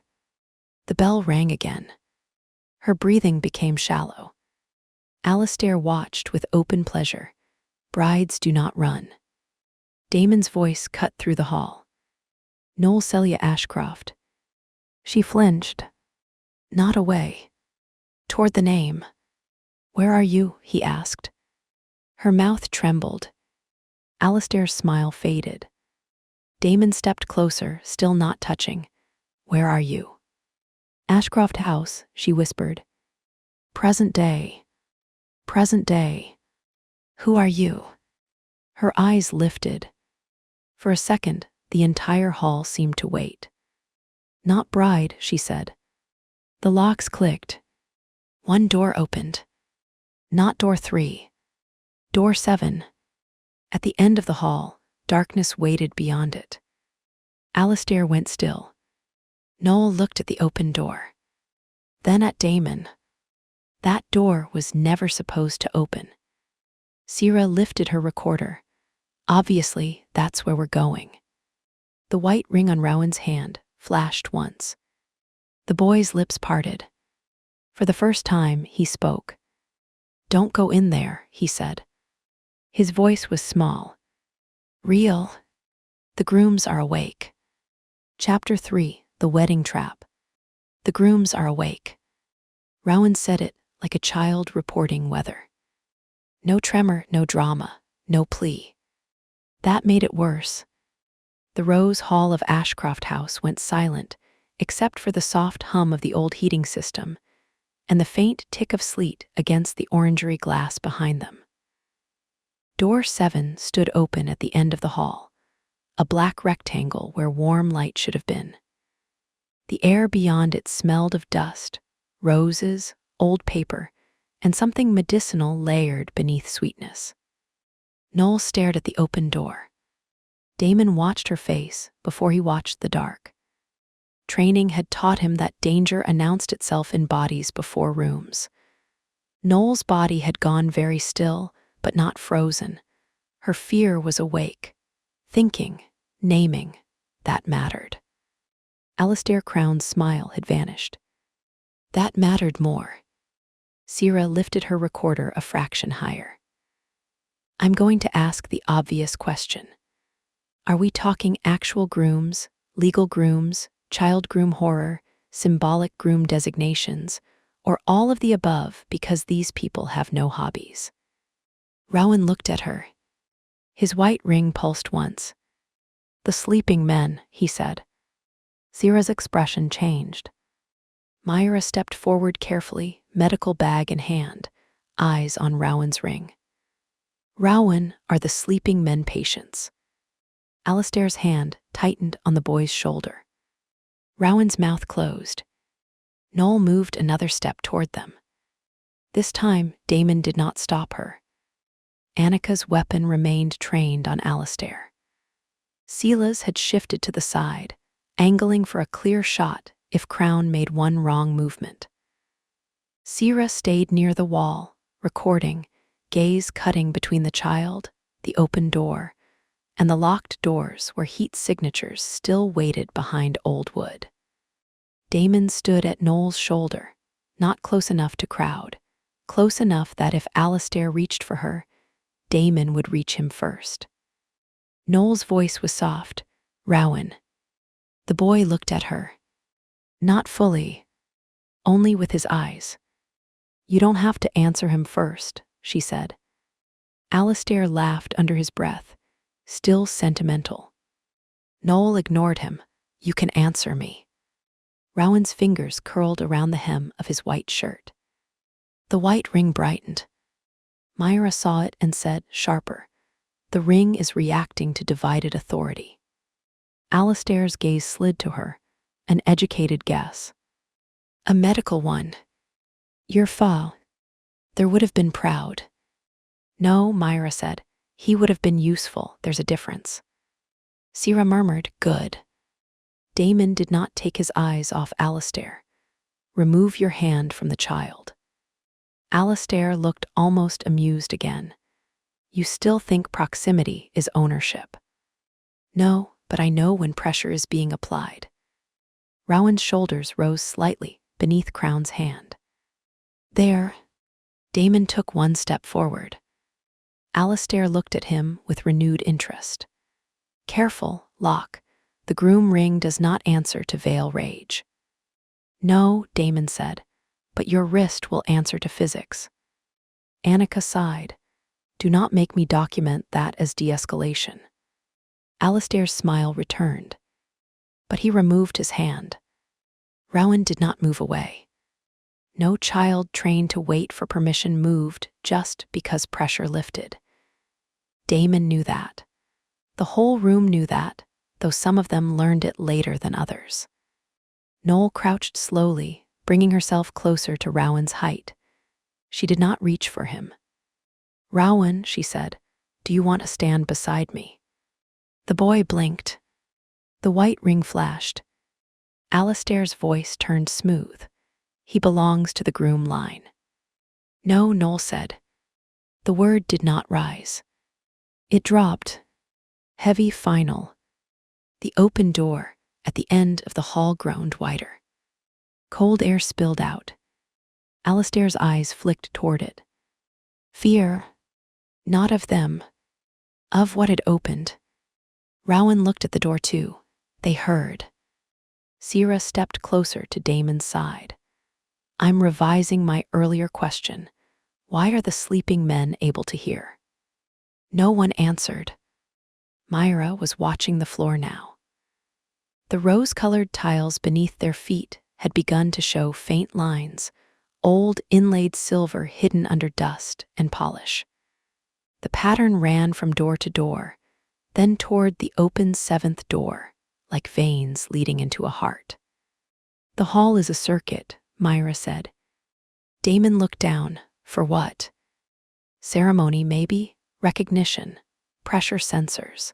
Conductive inlay like the vault? Her gaze moved to Rowan's ring. White rings transfer authority. This hall may be designed to stage transfer between child attendant, bride, groom, and witness. Sierra's mouth went flat. So the house is a wedding trap.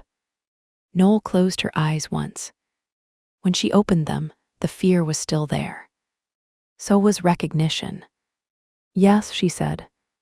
Damon looked at her. You remember. Parts. Say them. She swallowed. Door 1 was preparation. Door 2 was instruction. Door 3 was the blue bedroom. Door 4 was the mirror room. Door 5 was the matron's room. Door 6 was the vow room. Her gaze moved to the darkness. Door 7 was forbidden. Forbidden to whom? Annika asked. To brides. Sierra's recorder light blinked red. And grooms. Noel's voice lowered. I don't remember seeing grooms here. Only boys wearing white ribbon, pages, attendants, children carrying keys. Rowan whispered, pages become grooms if they sleep long enough. Myra went still. That sentence entered the room and rearranged every face inside it. Damon crouched now too, several feet from Rowan, careful not to take the child's focus from Noel. What does sleep mean? He asked. Rowan looked at him. The white ring pulsed. Myra said, Damon, his stress is rising. Damon stayed still. Rowan, you do not have to answer me. You can answer Noel. The boy's eyes moved back to Noel. Sleep, Damon thought, was rarely sleep in houses like this. Myra looked like she had reached the same conclusion and hated it. Rowan whispered, they go into white beds. They get cold. Then they wake up when the bride comes back. Sierra lowered the recorder slightly. Oh God. Myra's face went pale. Cryogenic or induced metabolic suspension. Alistair smiled faintly. Preservation, Dr. Saint. Your family was always too fond of ugly phrasing. Myra's eyes hardened. Ugly phrasing is useful when beautiful phrasing hides crimes. Noel stood slowly. Who is behind door 7? She asked. Alistair did not answer. Annika moved her aim from his chest to his knee. You heard her. I heard the bride, he said. Damon took a step toward him. Alistair's gaze snapped to him. Touch me before the room completes, and the groom ring will assume hostile transfer conditions. Meaning, Sierra demanded. Myra answered before Alistair could enjoy it. It could hurt Rowan. Rowan did not react. That was answer enough. Noel's face went cold in a way Damon had not seen before. Not fear, not even anger, a bridegroom expression. Something the house had made and failed to keep. Then we do not touch you, Noel said to Alistair. We outread you. For the first time, Alistair looked genuinely displeased. Noel turned to Sierra. Record everything. Already doing that. To Myra, watch the ring. I am. To Annika, if he reaches for Rowan again, stop the hand without touching him to the child. Annika's mouth almost moved, gladly. Then Noel turned to Damon. For a moment, neither spoke. The house seemed to listen. He knew what she needed before she said it, and the knowing did not see. From contract or response or old symbols. It came from watching her fight not to become the role while still using the role's language against the men who built it. "You want me behind you," he said. Noel's gray eyes held his. "Yes." "Not beside you." "No." "Why?" "Because the hall expects a groom to stand beside the bride." She looked toward the open door. "I need the house to see no groom there." Damon felt the sentence land. Behind her. Not beside. Not claiming. Guarding the refusal without becoming part of the ceremony. He nodded once, yes. Alistair laughed softly. "You cannot choreography your way out of architecture." Sierra muttered, "Watch us." Noel stepped toward Rowan and held out her hand, palm up. "Rowan, do you want to come with me?" The boy stared at her hand. The white ring shone brighter. His lips parted. No sound. Damon recognized the paralysis. Want had been trained out of him until even naming it hurt. Noel's voice softened. "You can say no." Rowan's eyes lifted sharply. "You can say yes," she continued. "You can say wait. You can say I don't know." His throat moved. The ring pulsed hard enough that the white stone lit his small hand. Myra stepped closer, pain response. Noel did not move her hand. Rowan whispered, "I don't know." Noel's face changed with something like triumph. "That is allowed." The ring dimmed. Only slightly. Enough. The locked third door clicked. No one moved. Then from behind door 3 came a sound. A child crying. Sierra's head snapped toward it. Blue bedroom. Rowan looked at the door. Fear broke through his flat expression. "Daisy," he whispered. Damon's attention sharpened. "Who is Daisy?" Rowan shook his head once fast. The ring pulsed. Myra said, "Do not push him." Sierra was already moving toward door 3. Annika caught her by the back of the coat. "No. There's a child. And a locked ceremonial circuit under your feet." Sierra's face twisted, but she stopped. Noel looked at Alistair. "Open it." He smiled. "Open the wedding door first." Damon's hands closed slowly. Noel did not look at him, but her voice came low. "Damon." He breathed. Rose Hall, Ashcroft House. Rowan present, child behind door 3, Alistair obstructing, choosing control. Myra's eyes flicked toward him. "Good," her face said. He did not need the word aloud. The child behind the door cried again. Small. Muffled. Real. Noel turned toward the open 7th door. "All right," she said. Alistair's smile deepened. Damon hated that smile. Noel stepped toward the darkness. Damon moved behind her, 2 paces back. Sierra followed along the wall, recorder ready. Myra moved near Rowan, not touching him, eyes on his ring. Annika stayed near Alistair with enough distance to avoid triggering the ring, but close enough to make violence a short conversation. Silas covered the hall. Rowan remained where he was. Then he took 1 step after Noel. The white ring flickered. Alistair's gaze sharpened. Rowan stopped. Noel turned. "You can stay." Rowan looked toward door 3. Daisy cried again. His small face changed. "I want Daisy out," he said. The white ring sparked. He whimpered, but did not take the words back. Noel's eyes filled. "I know," she said, "so do I." Rowan walked to Myra instead of Noel. Myra held still. He stopped beside her medical bag, not touching her. "Can you make it stop?" he asked. Myra crouched slowly. "The ring." He nodded. "I don't know yet, but I will try if you want me to." Will it hurt?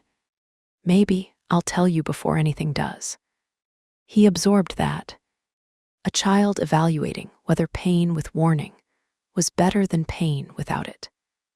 Damon looked away for half a second because if he did not, he might forget the ring and Alistair, and every reason not to tear the hall apart. Myra saw anyway. She always did. Damon, she said quietly. I'm here. Noel resumed walking. The seventh door opened into a descending corridor, lined with white flowers. Not fresh. Wax. Hundreds of them arranged in sconces along the walls. Their petals glowed faintly in the low light. The corridor was warm, too warm, perfumed, beautiful. Sierra made a sound of disgust. This house is worse than the Vale estate. Noel did not turn. Yes. The corridor ended at a pair of white doors, carved with roses and keys. The doors opened before Noel touched them. Beyond lay the wedding room. Not the second bride room. Not exactly. This was ceremonial space, soft as a dream and cruel as law. White drapery hung from the ceiling. A long aisle led toward a raised platform where two chairs faced each other across a low altar. Silver bowls sat on either side. Rings in glass cases lined the walls, not black, not all white, but variations. Pearl, bone, ivory stone, pale metal. Above the platform, suspended in a circular frame, hung a veil so long it pooled on the floor like mist. Behind the veil stood 6 white beds, and on each bed lay a man. Sierra whispered, sleeping men. They were not old, that was the first. Shock, Damon had expected ancient bodies preserved past usefulness, old grooms hidden behind young designations. The men looked between 20 and 40. Too still, too pale. Each wore a white ring. Each had tubes running from the wrist into slim medical units beneath the beds. Not full cryogenic capsules. Suspension beds. Saint-derived technology, Damon guessed from the look on Myra's face when she entered. Her horror confirmed it. No, she whispered. Alistair's voice came from behind them. Beautiful, isn't it? Annika had forced him down the corridor at gunpoint without touching him. Rowan came too, staying close to Myra, eyes fixed on the floor. Silas remained at the wedding room entrance, watching both the hall and the beds. The crying from door 3 had stopped. That frightened Sierra more than the crying had. She looked back toward the corridor. Daisy. Alistair smiled. The page has requested the bride complete the room. Let us not be rude. Noel stood in the aisle, staring at the beds. Damon stopped behind her as promised. 2 paces back. Not beside. The house did not like it. He could feel that in the floor. The low hum of circuits waiting for a formation that refused to complete. Myra moved toward the nearest bed. Alistair snapped, "Do not touch the grooms." Myra stopped before contact and looked at the monitor instead. They're alive. Preserved. Sedated. Protected. Drugged. Available, Alistair said. The word made the room go colder than any threat. Noel turned slowly. Available for what? Alistair's gaze moved over her with ceremonial satisfaction. For bride selection. Damon's body went lethal. Myra said immediately, Damon. He did not move. He did not move because Noel had gone so still that all his attention snapped to her. Bride selection. There it was. Not a wedding in the romantic sense. Not even the warped private law arrangement of the final instrument. This room was older and uglier. A mechanism by which a bride designation could be paired with a groom line when the old airline failed, transferred, died, resisted, or was politically inconvenient. The groom ring on Rowan's finger was not the end. It was training for future availability. A child being prepared to become another body on a bed. Noel understood it too. Her face changed from horror to clarity. "Open the blue bedroom," she said. Alistair sighed. "You are sentimental about children. You train me to be." That was for controlled maternity, not rebellion. Sierra went white with rage. "Every sentence you say is a crime." "I do hope you are recording." "I am." "Then record this." Alistair lifted his chin. Noel Celia Ashcroft, surviving bride authority and first mother designation, has entered the wedding room. The groom line is awake enough to witness selection. The page bears the groom ring. The witness, interpreter, and lock are present. Ceremony may begin. The 6 beds activated.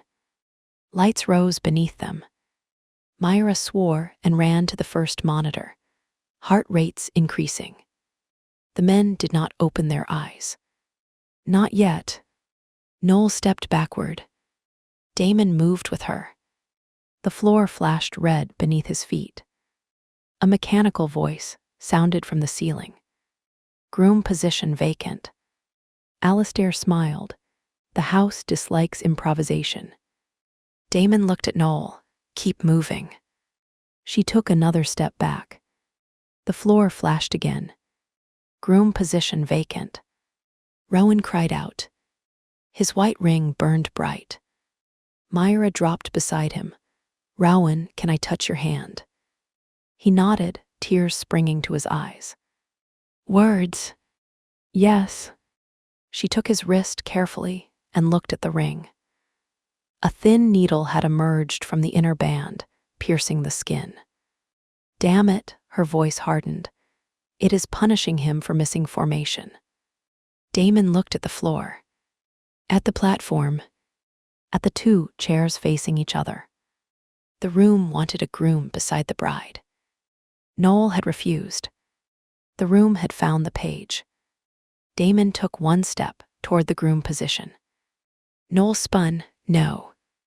Rowan gasped as the ring brightened again. Damon stopped. The light dimmed slightly. Sierra looked between them. "We need a 3rd option." "No," Alistair said pleasantly. "That is what ceremony prevents." Annika's gun remained on him. "You look too pleased for someone standing 1 bad choice from a federal bullet." "Because you cannot shoot the architecture." Damon looked at the 6 beds. Then at Rowan. Then at Noel. "What completes the room without completing the ceremony?" he asked. Noel's breathing was fast. "I don't know." "Guess." Her eyes flashed toward him. Not anger. A borrowed word, a shared strategy. "Witness interruption," she said. Sierra straightened. "That's me." "No," Noel said. "In Ashcroft rights, witness interruption stops a transfer only if the witness has standing. I was recognized at Eden House. This is Ashcroft House." Sierra's mouth tightened. "Rude." Myra said, "Rowan may have standing. He bears the groom ring." "No," Noel said immediately. "I'm not suggesting you. See him," Myra said. "I'm suggesting his refusal may count." Rowan looked up through tears. "I can say no." Every adult went still. Myra's expression broke first. Softly, carefully. "You can," she said. Alistair laughed. "The page cannot refuse the groom line." Rowan's small face tightened. The white ring pulsed. Damon crouched in front of him, keeping several feet between them. "Rowan," he said, "you do not have to be brave for us." The boy stared at him. "I need Daisy out," Rowan said. Damon nodded. "Then we help Daisy, but not by making you a tool." Rowan looked at Noel. "She was nice to me before." Noel's eyes filled. "I should have done more. You told me the bell was not God." Noel's breath caught. Damon looked at her. She had forgotten. Or buried it. Rowan had not. Noel stepped closer and crouched too, facing him from a safe distance. "The bell is not God," she said. The ring dimmed. Alistair's face hardened. "The house is not God," Noel continued. The ring dimmed further. Rowan's lips trembled. "The groom is not God." The 6 beds flickered. Sira lifted her recorder higher. Myra watched the ring, eyes sharp. "Keep going." Noel looked at Damon. For 1 second, the room narrowed around them. He understood before she said it. "The bride is not God," Noel said. The platform lights faltered. Damon's chest tightened. Noel's voice shook now, but held. "And the bride is not the house." The wedding room groaned. Alistair took 1 step forward. "Enough." Annika moved in front of him. "Try." Rowan looked at his ring.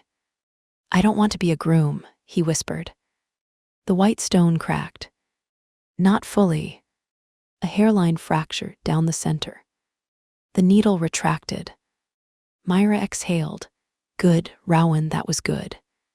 The blue bedroom door somewhere, beyond the corridor, clicked open. Sira was running before anyone stopped her. Annika shouted, "Sira." Sira shouted back, witnessing. Silas went after her. Alistair smiled again. Damon saw it. "Sira, stop," he said into the calm. Too late. A bell rang. The wedding room doors slammed shut.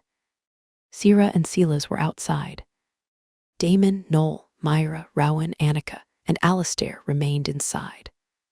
The 6 men on the beds opened their eyes. All at once, Noel went rigid.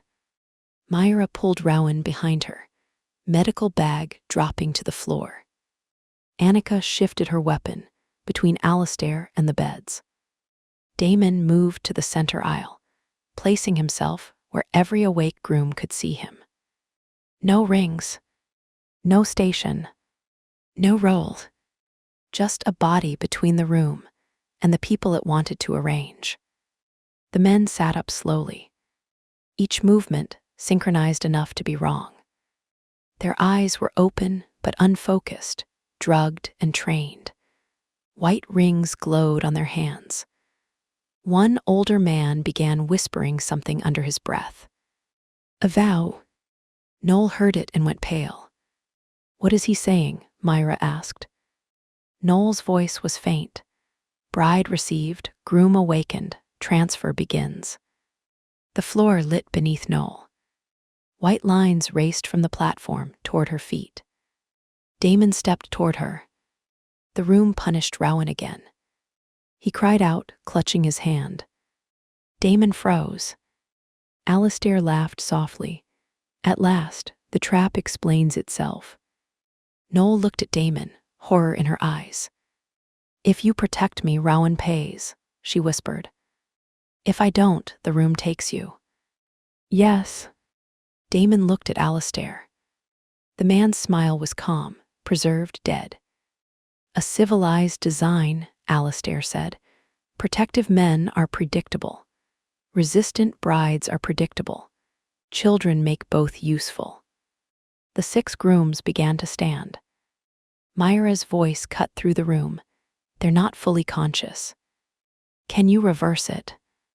"Not while avoiding 6 adult bodies and an active child trigger ring." Annika aimed at the nearest groom's leg. "Non-lethal." Myra snapped. "Their circulation may be medically compromised. Trauma could kill them." Annika swore. Damon looked at Noel. "What does the room want?" "Selection." "By whom?" "The bride." "Then select." Noel stared at him. "What?" "Select no one." "That may not be valid." "Make it valid." Alistair's smile thinned. "She cannot." Damon kept his eyes on Noel. "Names first." Her breath caught. The first groom stepped into the aisle. Then the second. Their white rings pulsed. Noel turned toward them. Her fear was real. So was her disgust. So was the part of her that knew exactly how to stand, how to lift her chin, how to let the room believe it still had her. She stepped onto the platform. The room hummed in satisfaction. Damon's entire body rebelled. Do not let her stand there alone. He did not move. Rowan's ring stayed dim. Noel looked at the 6 grooms. Do any of you know your names? She asked. Alistair's face hardened. The question moved through the room like a blade. The first groom stopped. His mouth opened. Only vowel language came out. Bride received. Noel's jaw tightened. That is not a name. The second groom whispered. Groom awakened. Not a name. The third said nothing, but tears began spilling silently down his face. Myra inhaled sharply. Noel looked at him. Do you want to be chosen? The man's face twisted with pain. His ring pulsed. Rowan's pulsed in answer. Myra saw the link. The page ring is connected to their compliance loop. Can you break it? Damon asked. If I break Rowan's ring, it may shock all 6. Rowan whispered, do it. No, Myra said immediately. The boy's voice rose. Do it. Noel turned from the grooms. Rowan. If it stops Daisy. The room went still. Damon crouched again, even with the floor's lights crawling near Noel. Rowan, he said, pain is not the price of being good. The boy looked at him. Confusion crossed his face. That sentence had no place to land yet. Damon said it again. Pain is not the price of being good. Rowan began to cry. Not loudly. Not ceremonially. Like a child. Myra's eyes shone. Alistair's mouth curled with disgust. Pathetic. Annika hit him. Not with a bullet. With the butt of her weapon across the mouth. He dropped hard, blood hitting the white floor. Myra shouted, Annika. He was not connected to the child, Annika said. Alistair laughed from the floor, blood on his teeth. No, but I am connected to the doors. He pressed something hidden inside his cuff. The 6 grooms lurched forward. No longer slow. Damon moved. Not toward Noel. Toward the nearest groom, intercepting without striking hard enough to injure. The man fought with drugged strength, no coordination, no intention beyond forward. Damon turned him, used momentum, and lowered him to the floor with controlled force. Annika took the second. Myra pulled Rowan behind the altar and grabbed a sedative from her bag. The third groom rushed toward Noel. She did not scream. She picked up the silver bowl from the altar and threw its contents into his face. Powder. White dust exploded. The man staggered, coughing. Noel stared at the bowl in shock, then laughed once, wild and furious. Rice, she said. Sierra's voice came through the calm from outside the sealed doors. Did you just weaponize ceremonial rice? Noel shouted, open the door. Working on it. Daisy's crying came faintly through Sierra's line now. I have the girl, she's alive, scared, tiny, very angry, I respect her. Rowan sobbed once, Daisy. Myra knelt before him with cutters. Rowan, I need to cut the ring casing. I do not know if it will hurt the men. I know leaving it on is hurting everyone. Do I have your consent? Yes. Look at me. Are you saying yes because you choose it, or because you think Daisy needs you to suffer? The boy trembled. Damon fought the 4th groom to the ground and heard the question like a hand on the back of his own neck. Rowan cried harder, I don't know. Myra's voice softened. Then we wait 1 second. We don't have 1 second, Annika said, blocking another groom. Myra snapped, then make one. Damon almost smiled despite the room. He knocked the fourth groom's hand away, caught the wrist, and saw the white ring their pulse in rhythm with Rowan's. Not separate. Networked. Myra, he said, the rings are linked. I know. Can you disable one without cutting? She looked at the altar, at the silver bowl, at the white flowers, at the aisle, then at the ring. Conductive interrupt, she said. Maybe. Need. Metal barrier, insulating wrap, salt solution. Noel looked around the room. Ceremonial salt in the bowl under the veil. Damon moved. A groom lunged. Noel stepped between Damon and the altar. No, Damon snapped. She looked at him. Behind me, remember. Then she drove her knee into the groom's stomach, with all the elegance of a woman, finally using posture training for violence. Sierra screamed through the comm, I missed that and I'm furious. Noel grabbed the salt bowl and threw it to Myra. Myra caught it, tore open a medical wrap, poured salt solution from her kit over it, and wrapped Rowan's ring hand without covering the needle site. The white ring flickered. The grooms faltered. Again, Damon said. Myra wrapped tighter. Rowan, does this hurt? No. Truth. It's cold. Good, cold is acceptable. Yes. The white rings dimmed. All 6 grooms staggered. Damon restrained the nearest and eased him down. Annika lowered another. Noel stood on the platform, breathing hard, hair loose around her face, white rice dust on her black sleeve, looking less like any bridegroom had imagined, and more like the reason bridegrooms should fear women in comfortable shoes. Alistair tried to rise. Damon looked at him. Alistair stopped. Smart. Sierra's voice crackled. Door mechanism is tied to the vow room. Daisy says the flower girls have a song. That sounds bad, right? Rowan shouted, don't let her sing. Daisy's small voice came through the comm faintly, furious and trembling. I don't want to sing. Sierra said she does not want to sing. The wedding room lights turned gold. Alistair smiled through blood. Too late. From beyond the sealed doors came a child's recorded voice. Not Daisy Liv. A recording. Sweet tea. Hin singing a melody that made Noel go rigid. The 6 grooms began to stand again. Rowan screamed. The white ring flared under the wrap. Myra grabbed his wrist, holding the insulating wrap in place. Damon, I need the source cut. The song. Yes. Sierra shouted through the comm. It's coming from the walls. Annika looked at Alistair. Where is the control?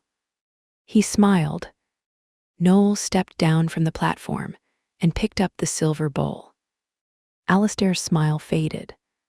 She walked to him, crouched, and held the bowl near his face. Where? He laughed, you won't hurt me. No, Noel said, I won't. She turned the bowl upside down. A key fell from a hidden compartment beneath its base. Alistair's face went slack. Noel smiled faintly. You trained us to memorize objects. Did you think I would only remember pain? Damon took the key. The moment his fingers closed around it, the floor lit beneath him. Groom substitute recognized. No. Noel's face went white. Myra looked up sharply. Damon felt the room find him. Not through the veil line. Through the key. Through the groom vacancy. Through the protective posture Alistair had counted on. The trap shifted. From Rowan. From the grooms. To him. The wedding room accepted Damon as substitute groom. Alistair began laughing. The white rings blazed. Noel's station lit. The veil above the platform dropped like falling mist. Sierra screamed through the calm, "What happened?" Myra stood, still holding Rowan's wrapped hand. Damon dropped the key. He opened his hand. The key stuck to his palm. Not physically. Worse, the room had magnetized it through some old conductive trick or biometric adhesive. The metal burned cold against his skin. Groom substitute recognized. Noel stared at him. The house was forcing formation after all.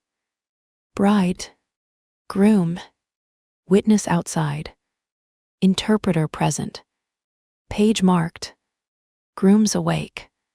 The wedding trap had found its shape. Damon's pulse surged. Not desire, not claim. Rage. Noel took one step back. The floor punished Rowan. The boy cried out. Damon stopped moving. Alistair said softly, "There you are. Every lock becomes a groom if the bride is frightened enough." Damon looked at Noel. Her fear was no longer hidden. Not of him. For him, that was worse. Myra's voice came sharp. Damon, orient. The room pressed harder. White flowers, warm walls, ceremony, the key burning in his palm, Noel on the platform, Rowan crying. Daisy outside the door, 6 men rising from beds. Groom substitute. "No." "Damon," Myra said, "where are you?" His mouth opened. The answer fractured. The wedding room answered for him. Groom present. Noel's eyes flashed. "No," she said. The room hummed. She stepped toward Damon. Rowan screamed. She stopped. Her face twisted. This was the trap. If she came to him, Rowan paid. If he went to her, Rowan paid. If they stayed apart, the room kept Damon as groom and Noel as bride while the children's rings enforced the distance. Sierra pounded on the sealed door from outside. "Tell me what to break." Myra looked at the key, the floor, the stations, the grooms. Then at Noel. "Vows," she said suddenly. Noel turned. "What?" "The room is waiting for vows. It recognized formation, but hasn't completed transfer. We need a vow that breaks the premise." Alistair smiled. A bride cannot vow against marriage inside a wedding room. Noel stared at him, then at Damon. Damon's vision narrowed around her face. Not Helena. Not function. Not bride. Noel. She understood before he did. Her spine straightened. She turned fully toward him, the veil falling between them in a translucent sheet. "Noel," Myra said, "do not use covenant language unless you control every word." Noel nodded once. Then she lifted her chin. Her voice was clear. "I stand in the bride room by coercive architecture, not consent." The room shuddered. Alistair's smile thinned. Noel continued, "I refuse transfer. I refuse selection. I refuse groom authority over my body, name, memory, assets, fertility, fear, and future." The key burned colder against Damon's palm. Groom response required. The mechanical voice seemed to come from everywhere. Damon forced air into his lungs.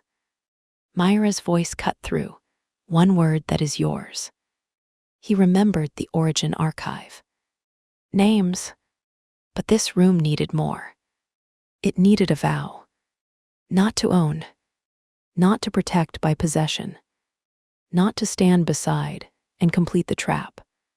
A true vow. He looked at Noel through the veil. "I stand in the groom position by coercive architecture, not consent," he said. The key cracked against his palm. Noel's breath caught. Damon continued, voice roughening. "I refuse bride authority. I refuse transfer. I refuse selection. I refuse any vow that makes a woman responsible for my control or a child responsible for my restraint. The white rings flickered violently. Rowan gasped, but Myra held the wrapped ring steady. Keep going. Damon's eyes stayed on Noel. I do not take you, he said. The wedding room groaned. Alistair shouted. No. Damon's voice dropped. I witness you leaving. The veil split down the center. Not cut by blade. By mechanism. By old thread giving up under language. It had not been built to survive. Noel stared at him. Her eyes shone. Then she smiled. Not faintly. Not ceremonially. A real, fierce, devastated smile. And I witness you not following, she said. The platform lights went out. The groom rings cracked. All 6 men collapsed back onto their beds, alive, monitors screaming. Rowan's white ring split open under Myra's wrap and dropped to the floor in 2 pieces. The sealed doors burst open. Sira stumbled in with a small girl in her arms, Sila's behind her, blood on his knuckles and fury in his face. Daisy was maybe 6, with tight curls and a tear-streaked face, clutching Sira's jacket like she intended to never let go. Rowan, Daisy cried. Rowan sobbed once and ran to her. Myra caught him halfway, checking him fast. Slow, hand first. He held up his hand. No needle, no ring, red skin, but free. Daisy reached for him with one small hand, while still clinging to Sira. They touched fingers. Sira looked like she might murder the universe. Someone tell me we get to burn this room. Mara's voice came through the comm. After evidence capture.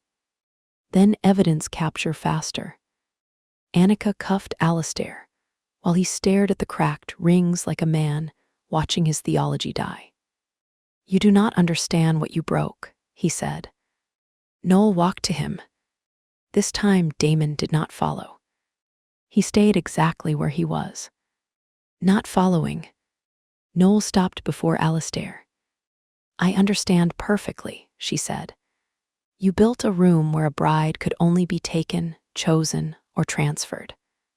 She looked back at Damon once, then at the children, then at the beds. We taught at exit. Alistair spat blood at her feet. Annika lifted him by the cuffs. You're done. No, he said, smiling through the blood. I was the witness, not the house. Damon's eyes sharpened. Noel went still. Sira said, what does that mean? Alistair began laughing. Not sane laughter. Not broken either. Triumphant. A screen hidden behind the veil flickered on. Then another. Then every mirror in the room lit from behind.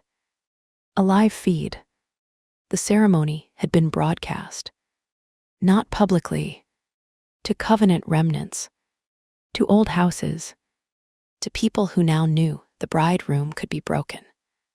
And to people who now knew exactly who had broken it. On screen, a message appeared beneath the frozen image of Damon and Noel, standing separated by the split veil. Wedding trap failed. True vow detected. Initiating final Empire protocol. The room went cold. A map appeared. Not of safe houses. Of cities. Clinics. Courthouses. Orphan trusts. Fertility labs. Private schools. Children's foundations. Hundreds of dots. Then one sentence appeared. If the bride and groom refuse, all houses wake. Chapter 4, The True Vow. All houses wake. The words burned across every mirror in the wedding room. For 1 second, no one breathed. Then Ashcroft House began to sing. Not music, not really. A sequence of tones moved through the walls, soft and bright and terrible, like bells heard underwater.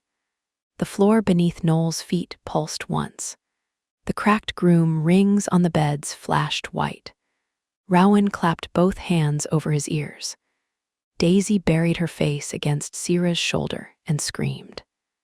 Myra dropped beside Rowan instantly. Eyes on me. Rowan, look at me. The boy shook, hand still red where the ring had split. The houses are awake. No, Myra said, sharp and certain. This house is making sound. That is not the same thing. Damon heard her voice through the rising tones and held on to it the way he had learned to hold on to names. Sound was not command. Architecture was not law. A child's fear was not a key. The screens changed. One map became 20, then 50, then more than the room could hold. Cities, clinics, courthouses, foundations, estates, schools, storage vaults, pediatric research centers, women's shelters bought through Shell grants, fertility labs, private adoption agencies, old hospitals with new names. Every red dot woke into motion. The map looked like a disease, lighting up under skin. Sira lowered Daisy carefully into Silas's arms, keeping one hand on the child's back until Daisy allowed the transfer. Then she lifted her recorder with a hand that shook only once. What exactly wakes? She asked. Noel stared at the maps, color gone from her face.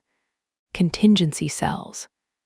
Alistair Crown laughed from the floor, blood on his teeth, wrists cuffed behind him. Annika shoved him harder against the tile. Explain. He smiled up at her. You cannot cuff an empire. Sira looked at Damon. I hate when they say things that are both dramatic and possibly true. Damon did not look away from the screens. Noel. She swallowed. When a bridegroom transfer failed, the old houses had a fallback. Asset dispersal, evidence purge, child movement, identity reassignment, witness discrediting, medical relocation. Mara's voice cut through the comms, colder than any of them had heard it. I am seeing trust activity. Multiple accounts just initiated emergency movement, not from the redirected trust, from older shadow instruments. Damon's blood turned ice cold. How many? Hundreds. Sira whispered, children. Mara did not answer immediately. That was answer enough. Myra rose, one arm around Rowan as the boy leaned against her side. If those dots are facilities, some may contain minors, patients, stored biological material, or records. Some, Sira snapped. Myra's face tightened. I am choosing accuracy because panic will waste time. Daisy lifted her head from Silas's shoulder. The flower girls move when the bells wake. Everyone froze. Sira turned slowly. Sweetheart, what does that mean? Daisy's lower lip trembled, but her eyes were furious beneath tears. They put us in cars, new dresses, new names. If we sing wrong, the pages get punished. Rowan's small face went blank. Not calm. Gone. Myra tightened her arm around him. Rowan, stay here. He blinked.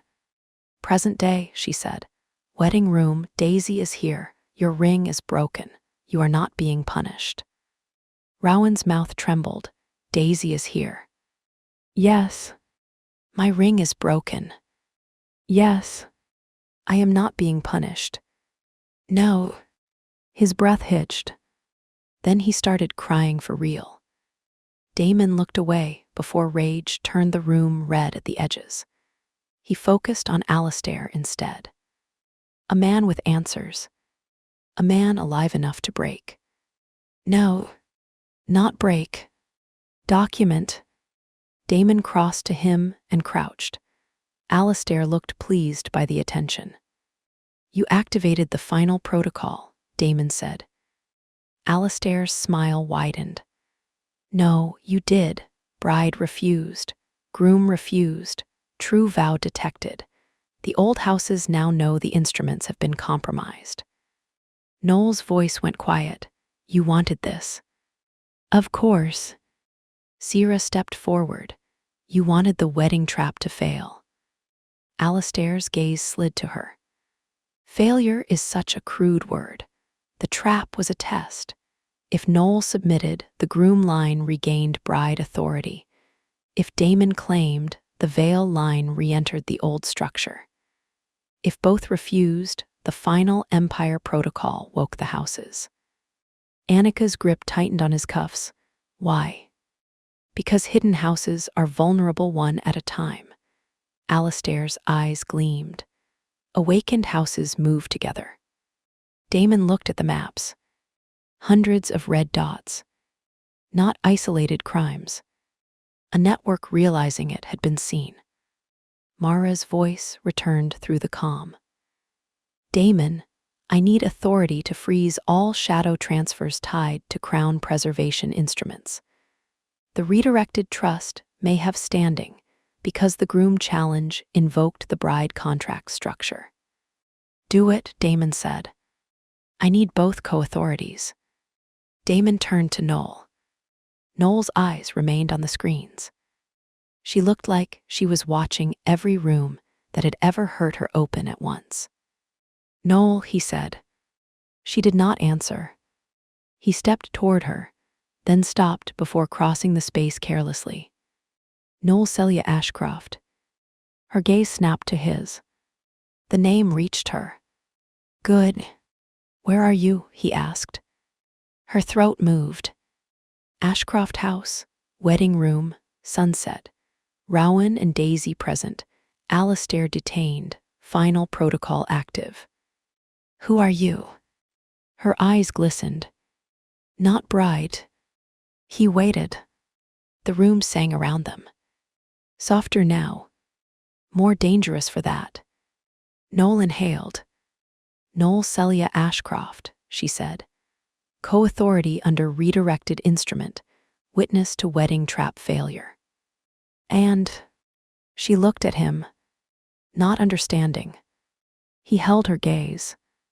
And the woman who taught this room exit. The words struck her.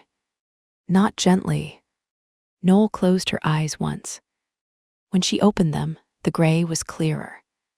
Mara, she said, you have my authority.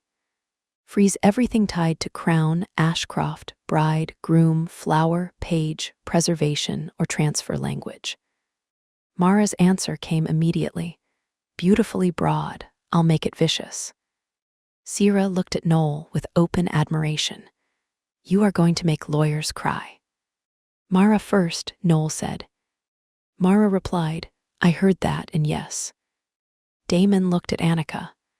Get the grooms medically secured. We need names, vitals, and transport. Myra had already moved to the nearest bed. I need more medical teams. These men are sedated, dehydrated, and possibly metabolically suppressed. Moving them too quickly could kill them. Sierra glanced at the 6 men, some conscious enough to stare, none present enough to speak clearly. Were they victims or perpetrators? Myra did not look up, possibly both. Sierra's mouth tightened. Damon said, then they get medical care and guards. Annika nodded, on it. Alastair laughed softly, still trying to sort clean categories from old houses. Damon looked down at him. No, I am sorting living bodies from your mythology. For the first time, Alastair's smile weakened. Good. Damon straightened. The mirrors flashed again. New text appeared beneath the maps. Final Empire Protocol, Phase 1 active. Flower Girl transfers initiated. Page transfers initiated. J. Room line preservation initiated.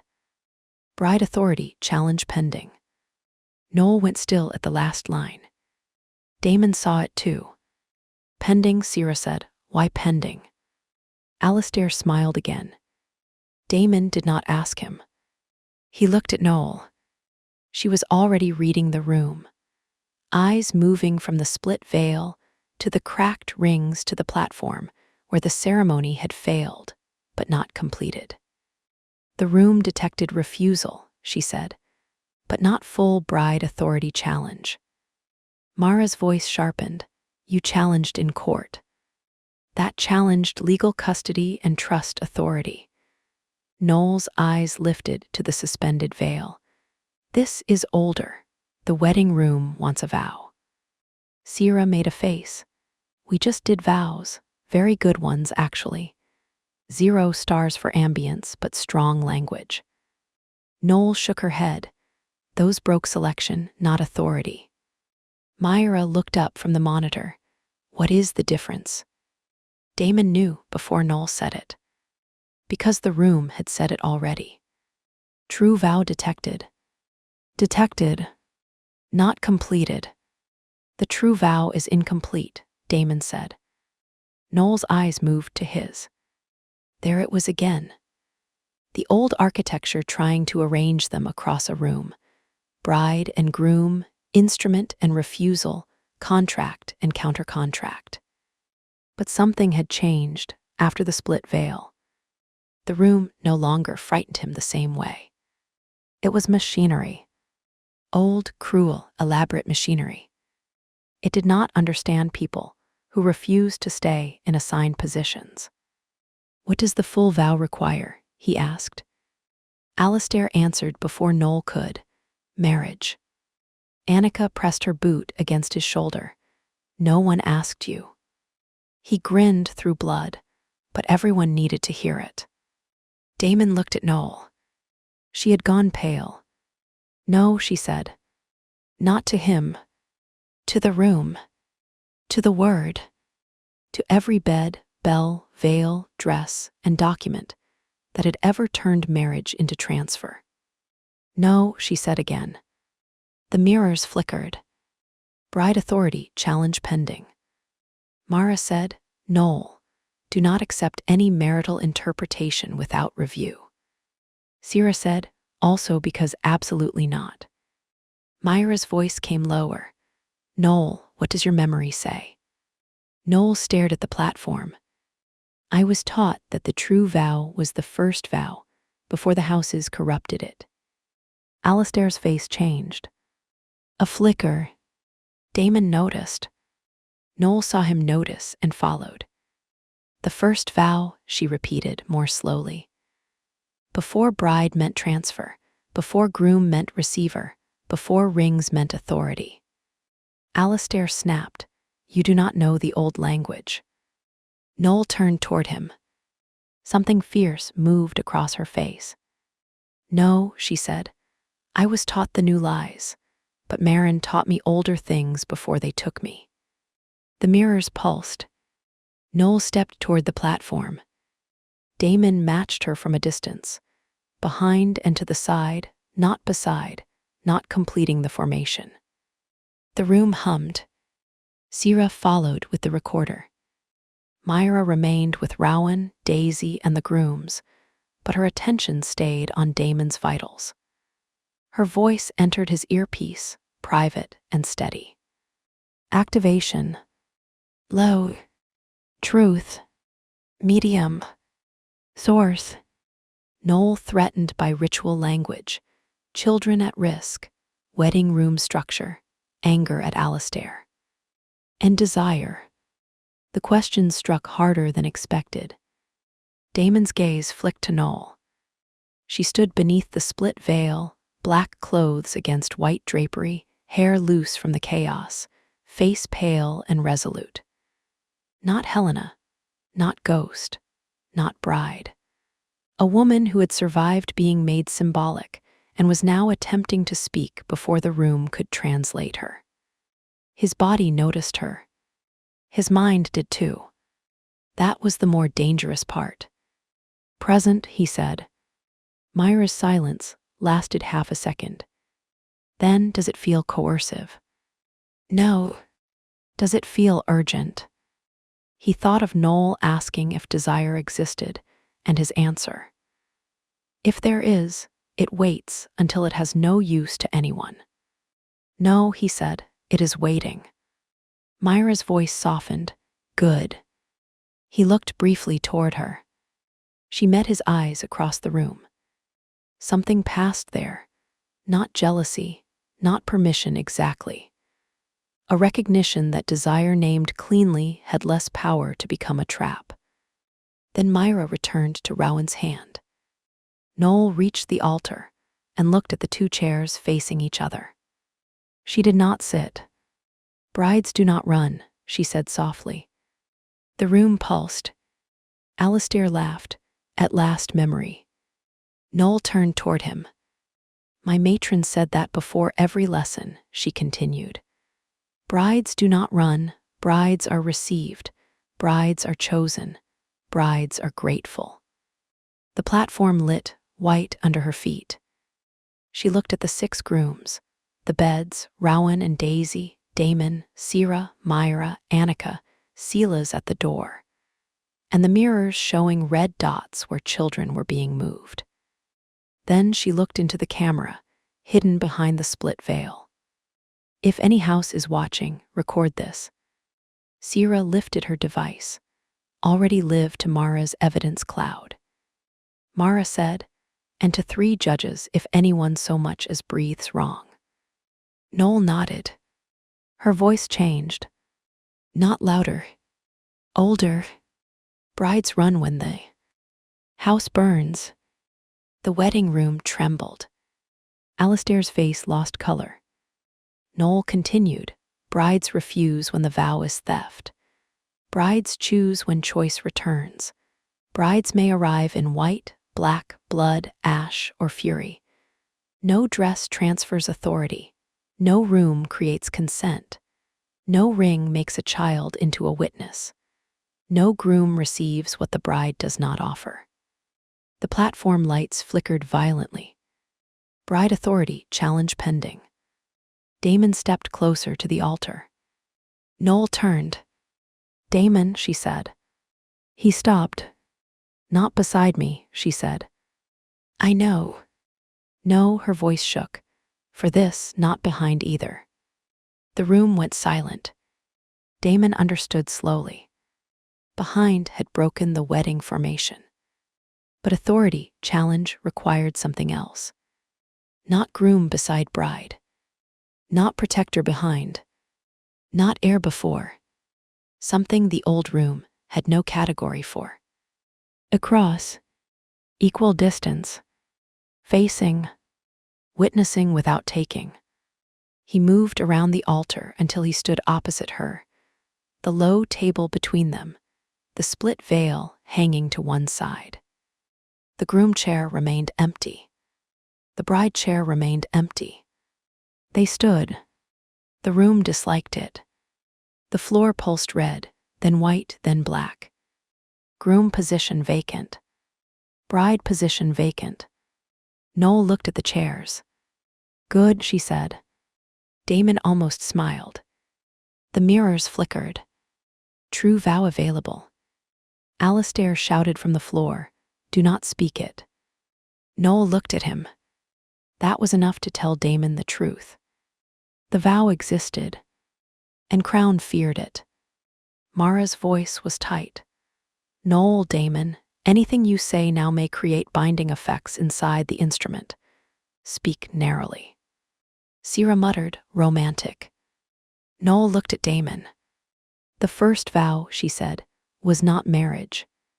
What was it? A refusal to let houses trade women between them. The room went cold. Damon felt the old structure shift under the sentence. Noel's hands trembled once, then steadied. Marin told me a story before they took her away. She said the first bride stood between 2 houses and refused to cross the threshold. The first groom was not the man who took her. He was the man who stood on the other side and refused to receive her. Damon's chest tightened. Noel continued, voice growing stronger. The first vow was not I take you. The mirrors flashed. She looked directly at him. It was I will not take what is not freely given. The wedding room shuddered. Every white ring fragment on the floor cracked again, splitting into powder. Damon felt the words reach him. Not as command, as recognition. He answered before the room could instruct him. I will not take what is not freely given. The platform lights went white. Myra inhaled. Sierra whispered, keep going. Noel's eyes shone. The second vow was not I obey. The room groaned. It was I will not obey what makes me smaller. Damon's throat tightened. Noel spoke the line first, voice breaking on smaller and becoming stronger because of it. I will not obey what makes me smaller. Damon held her gaze. I will not obey what makes me smaller. The mirrors showing the maps flickered. Some red dots turned amber. Mara gasped through the calm. Some transfers just paused. Sierra's eyes widened. The houses are hearing it. Alistair thrashed against the cuffs. Stop them. Annika pressed him down. No. Noel stepped closer to the altar, not to Damon. The third vow, she whispered. I don't remember it. The room's lights dimmed. Alistair began to laugh again, breathless and desperate. Because it was erased. All useful vows are erased. Rowan spoke. Small voice. Clear. The third vow is for children. Everyone turned. Myra crouched beside him. Rowan. He held Daisy's hand. The broken ring mark was red around his finger. Daisy clung to him, watching the room with huge dark eyes. The matron made us say it wrong, Rowan said. She said pages carry what brides cannot, but Daisy said the old version once. Daisy shook her head. I wasn't supposed to. Sierra crossed to them, kneeling without touching either child. Daisy, do you remember? The little girl looked at Noel, then at Damon, then at Sierra. If I say it, do we have to go in cars? No, Sierra said immediately, then looked at Myra. Right. Myra's face tightened, not because of us. Damon looked at Daisy. You do not have to say it. Daisy looked at Rowan. Rowan squeezed her fingers. The child stood straighter. The third vow is not children carry the house, Daisy said. The wedding room went utterly silent. She swallowed. It is the house carries the children. A sound moved through the walls. Not a bell. Something older than the bell. Stone unlocking. Damon felt the sentence strike him in the center of the chest. Noel covered her mouth. Sierra looked like she might break and murder someone at the same time. Myra closed her eyes briefly, then opened them wet and furious. Daisy whispered, Did I do it wrong? Sierra's voice cracked. No, sweetheart, you did it exactly right. Noel turned back to Damon. Her face was transfo. And now, not soft, not healed, but alive with an emotion too large for the room that had tried to contain her. She spoke first. The house carries the children. Damon answered. The house carries the children. The mirrors exploded into white light. Every map expanded. Red dots froze. Then one by one, the dots began turning blue. Mara's voice came through, stunned. Transfers halted. I repeat, child transfer orders are halting. The trust just asserted emergency guardianship interruption against multiple shadow instruments. Sierra stood fast. Can we locate them? Partial addresses are resolving, Mara said. I'm pushing to federal teams, vetted medical teams, and press Deadman packages if any agency stalls. Annika looked at Alistair. You hear that? Alistair's face was white with rage. You have no idea what old houses will do when cornered. Noel looked down at him. Run. The word struck. Alistair went silent. Noel turned back to the altar. True vow detected. Authority challenge active. Bride and groom positions vacant. Child clause redirected. But the final line still flashed amber. Final Empire Protocol, Phase 2 pending. Sierra groaned. Why is there always another phase? Mara's voice sharpened. Because the vow halted child movement, but the Empire Protocol is larger than the wedding room. It appears to have triggered the old house's asset defense layer. What does that mean? Myra asked. Damon looked at the maps. The red dots no longer moved children.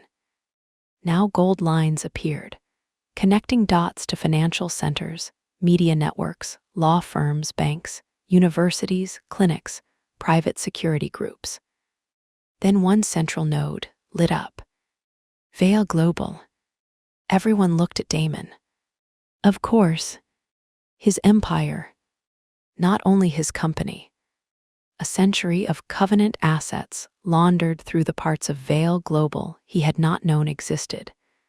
Then the parts he had suspected. Then the parts he had controlled, because controlling them seemed safer than letting worse people hold the keys. The empire had always been the final room. Mara's voice went very quiet. Damon. He already knew. The old houses could not move children now. So they would move money, influence, and evidence through Vale Global's surviving structures. They would turn the company into shield, weapon, distraction, and hostage. Sierra looked at him. Tell me there's a kill switch. Damon stared at the golden lines, spreading through his corporate map. There is. Myra said no. That answer came too fast. Damon looked toward the camera. You know what it is. I know what it costs. What is it? Noel asked. Mara did not answer. Damon did. Total dissolution. The room went quiet. Sierra's brows drew together. Of Vale Global. Yes. Myra's face changed. Can you do that? Yes. Mara snapped. Not without consequences that would make several economies, courts, employees, pension funds, medical grants, and active prosecutions violently unstable. Controlled dissolution, Damon said. You would need board authority, emergency trust authority, federal coordination, and co-authority confirmation. Noel looked at him. Mine. Yes.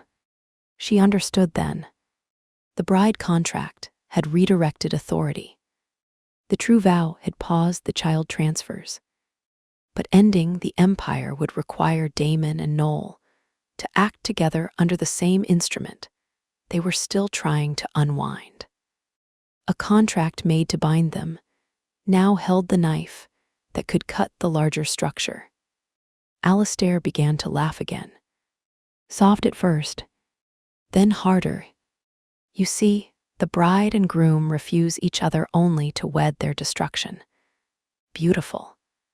Damon turned toward him. You still misunderstand, Damon said. Alistair smiled through blood. Do I? Yes, Damon looked at Noel. There is no bride and groom. Noel's gaze held his. No, she said. Only co-authorities. And adversaries were necessary. Protected parties were requested. Her mouth almost curved. You remembered. I document patterns. Sierra looked at Myra. He stole your line. Myra, still crouched near Rowan and Daisy, did not take her eyes off Damon. He improves under supervision. Damon ignored that. Mostly. The wedding room continued flashing. Final Empire Protocol, Phase 2 pending. Mara's voice cut through.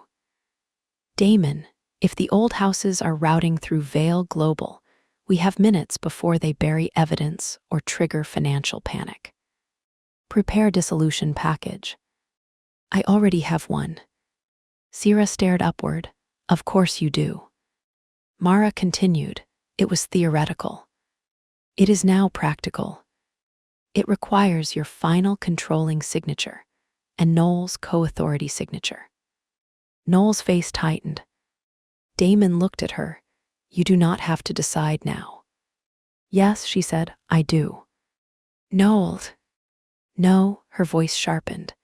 Do not give me a gentle door when time is the lock. The sentence landed. Damon nodded once. What happens to the employees? Noel asked. Mara answered immediately. If controlled, assets transfer into managed receivership, operating divvy. Sions continue temporarily. Criminally exposed subsidiaries freeze. Clean divisions can be sold or converted. Employee protections can be built into the order, but only if we move before the old houses poison the structure. What happens to the children? Funding remains through the redirected trust, not Vale Global, if you sign correctly. What happens to you? She asked Damon. The room went quiet. Damon looked at the golden map. Vale Global had made him untouchable, and then useful, and then monstrous enough that other monsters took care around him. It had paid for prisons, extractions, medical firewalls, lawyers, safe houses, evidence recovery.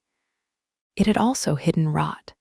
It had grown from bloodline money and covenant silence. It had been shield and sword and cage. What happens to you?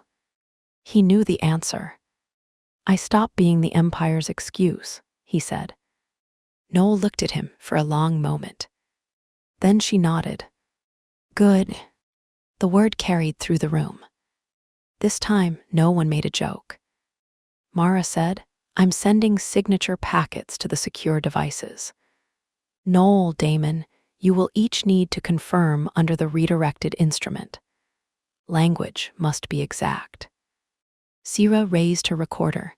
Can I record? Mara said yes. Damon said yes. Noel said yes. The devices arrived on Annika's secured tablet and Sierra's backup screen simultaneously. Annika brought the tablet to the altar. The wedding room had become a conference room, with corpses of old vows scattered across the floor. Appropriate.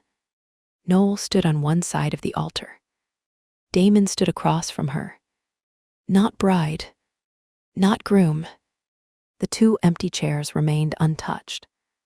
Mara read through the comm. Statement 1. I act as co-authority under the redirected instrument, not under bride, groom, heir, or covenant designation. Noel repeated first. I act as co-authority under the redirected instrument, not under bride, groom, heir, or covenant designation. Damon followed. I act as co-authority under the redirected instrument, not under bride, groom, heir, or covenant designation. The tablet accepted. Mara continued. Statement 2. I authorize emergency dissolution of Vale Global's covenant compromise structures to prevent child transfer, evidence destruction, medical coercion, and asset shielding. Noel's voice did not shake. I authorize emergency dissolution of Vale Global's covenant compromise structures to prevent child transfer, evidence destruction, medical coercion, and asset shielding. Damon looked at the map of his empire, then repeated it. The tablet accepted. The golden lines flashed. Mara's voice lowered. Statement 3. I affirm that no person, child, pregnancy, embryo, patient, witness, bride, groom, heir, page, flower girl, mother, father, doctor, or subject is transferable property. Noel's eyes filled. Damon's throat tightened. Rowan and Daisy stood together beside Myra, watching. Adrian's face came to Damon's mind. Eden's, Celia's, Alara upstairs at the brownstone, furious and alive. Helena, Marin, Lucian, writing brother from the dark. Noel spoke, each word like a nail removed from wood. I affirm that no person, child, pregnancy, embryo, patient, witness, bride, groom, heir, page, flower girl, mother, father, doctor, or subject is transferable property.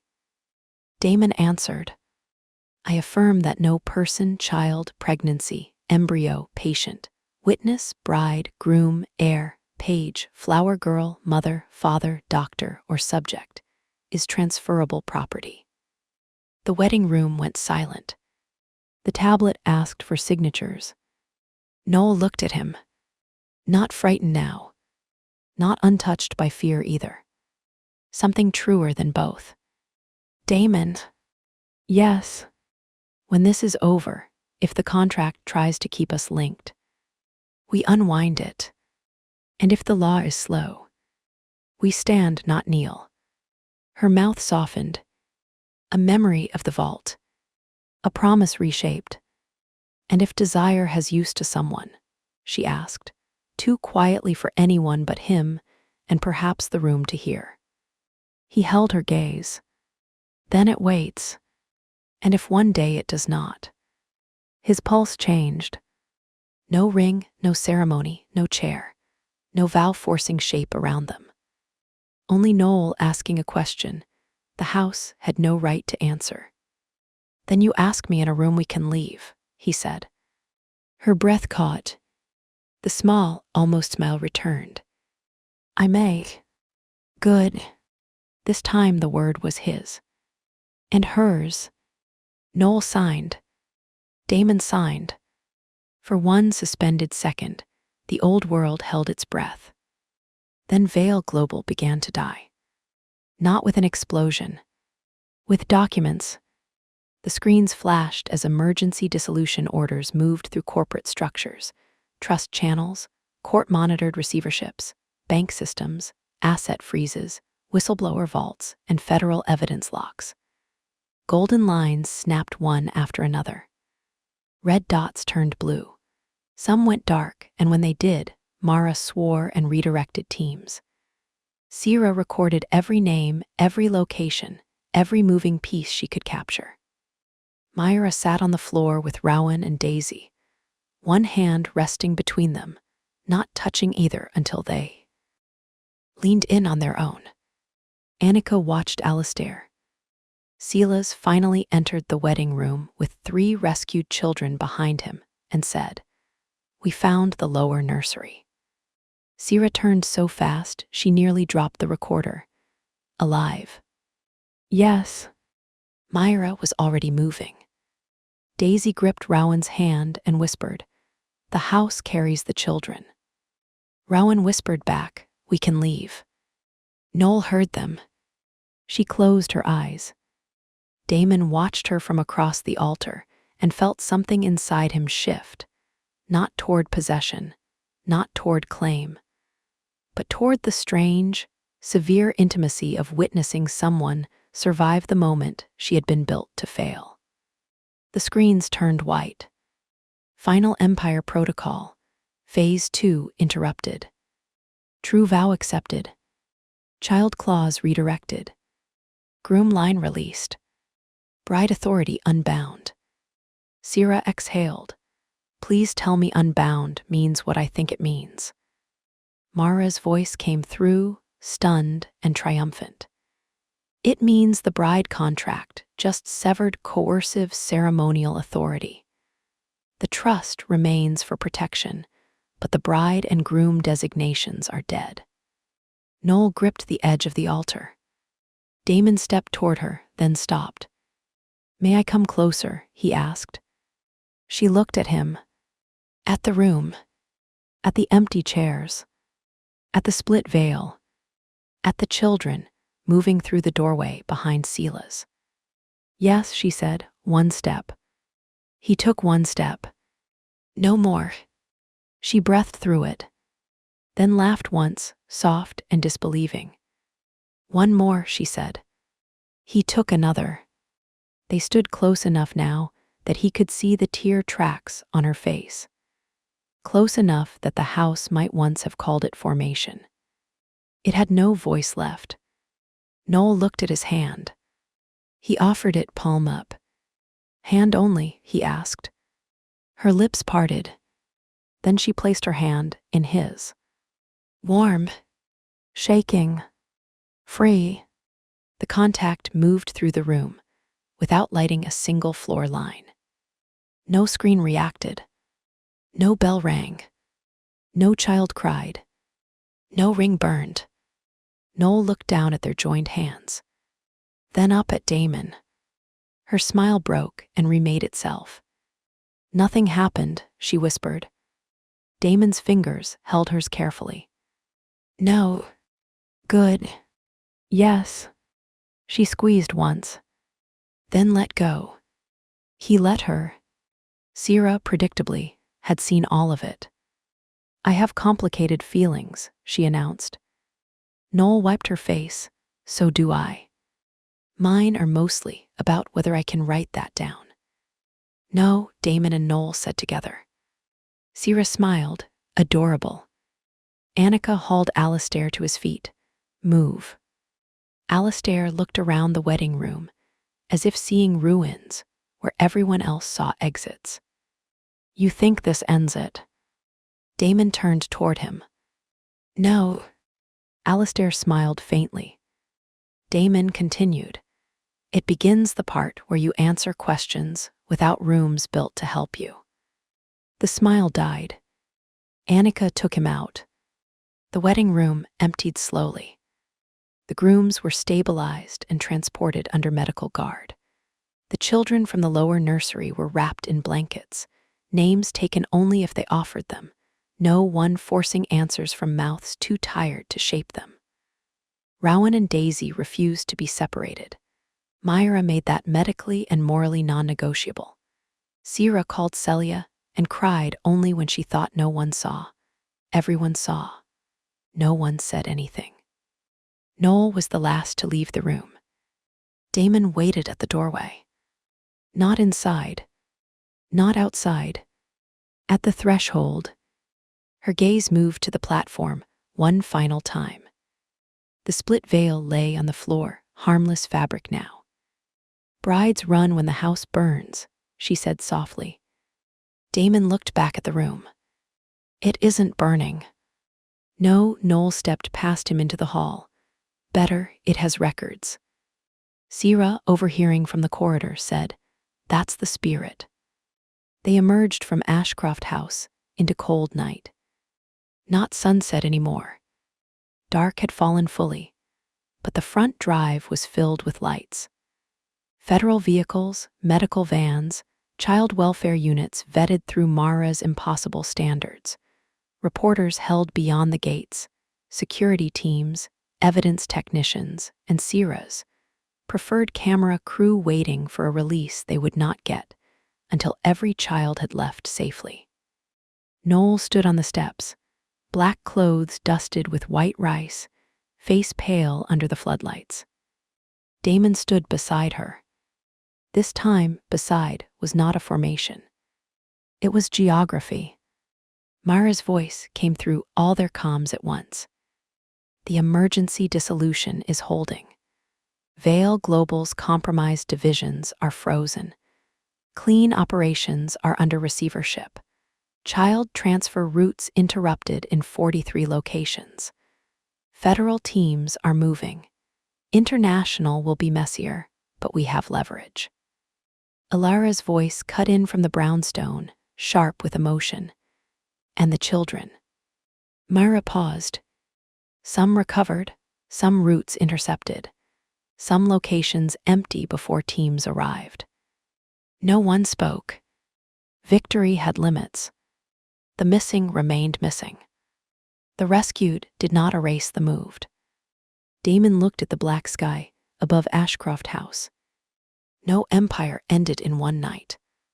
It only stopped pretending it was immortal. Mara continued, Damon, there is one more. Issue. Sierra muttered, I knew joy was premature. Damon closed his eyes briefly. What? Vale Global's final route authority requires a live confirmation from the original founder line within 12 hours. Or the dissolution can be challenged by surviving Covenant shareholders. No, Noel said, the bride authority unbound. This is not bride authority, Mara said. This is corporate root architecture. Older than Damon's current board control, but newer than the Covenant instruments. Damon already knew where this was going. His name was not enough anymore. Noel's was not enough. Helena's line, Vale founder line, surviving original authority. Lucian. Sierra looked at him. Please tell me your brother left more than cryptic notes. Damon's phone buzzed. So did Sierra's. So did Mara's. Of course. Damon opened the message. A video loaded. Lucian Vale stood in a dark room lit by a single lamp, smiling like a man who had made peace with being inconvenient. Behind him, on the wall, hung an old Vale Global Founder certificate. Brother, Lucian said, if you are seeing this, you finally did the expensive thing. Sierra whispered, I hate how much I enjoy him. Lucian continued, unfortunately, the Empire has one final lock, and I am the ugly little key no one wanted to admit survived. Damon went still. Lucian's smile thinned. I can confirm dissolution, but not remotely. Octavia made sure of that. Founder bloodline confirmation requires in-person authentication at Vale Global's original boardroom. The video shifted. For the first time, Lucian's face lost its amusement. Come before dawn. Bring Noel. Bring the doctor. Bring the witness. Bring Alara if she insists, which she will. Bring the boy with no name if he wants to see what not being property looks like. He looked directly into the camera. And Damon. A pause. Do not come as king. The screen went black. Then one final message appeared. Chapter 5, The Empire Ends. Damon Vale had built his empire in rooms where no one raised their voice. Boardrooms, courtrooms, private clubs with leather chairs and portraits of dead men who had confused inherited money with intelligence. Conference suites above cities, sealed chambers beneath estates. Quiet rooms where signatures moved faster than blood, and a single clause could do what a gun could not. So it was fitting that Vale Global would die in the oldest boardroom in Manhattan. Not with fire, not with bullets, with witnesses. The original Vale Global boardroom sat on the 49th floor of a limestone tower Damon's great-grandfather had purchased after bankrupting 3 royal families and marrying the daughter of the 4th.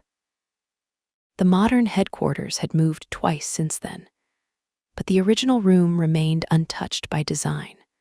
Walnut paneling, long black table, brass wall sconces, locked archive cabinets, and a view of the city before dawn.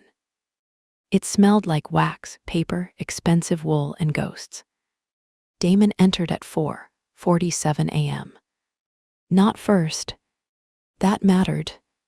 Annika entered first with 2 security officers and a federal agent Mara trusted enough to insult by first name. Sierra entered next with a camera pinned inside her coat, 2 recorders, and the expression of a woman prepared to ruin a dynasty in multiple formats. Myra followed with a medical case in one hand, her face pale from exhaustion but her eyes steady. Adrian came beside her, not behind, wearing no ring and no borrowed title. He had chosen a black sweater from the emergency supply closet and refused a coat until Rowan asked whether adults also forgot they were cold when scared. Now he wore the coat. Rowan and Daisy were not there. Neither was Eden. Neither was Celia. Neither were the children recovered from Ashcroft House. Good.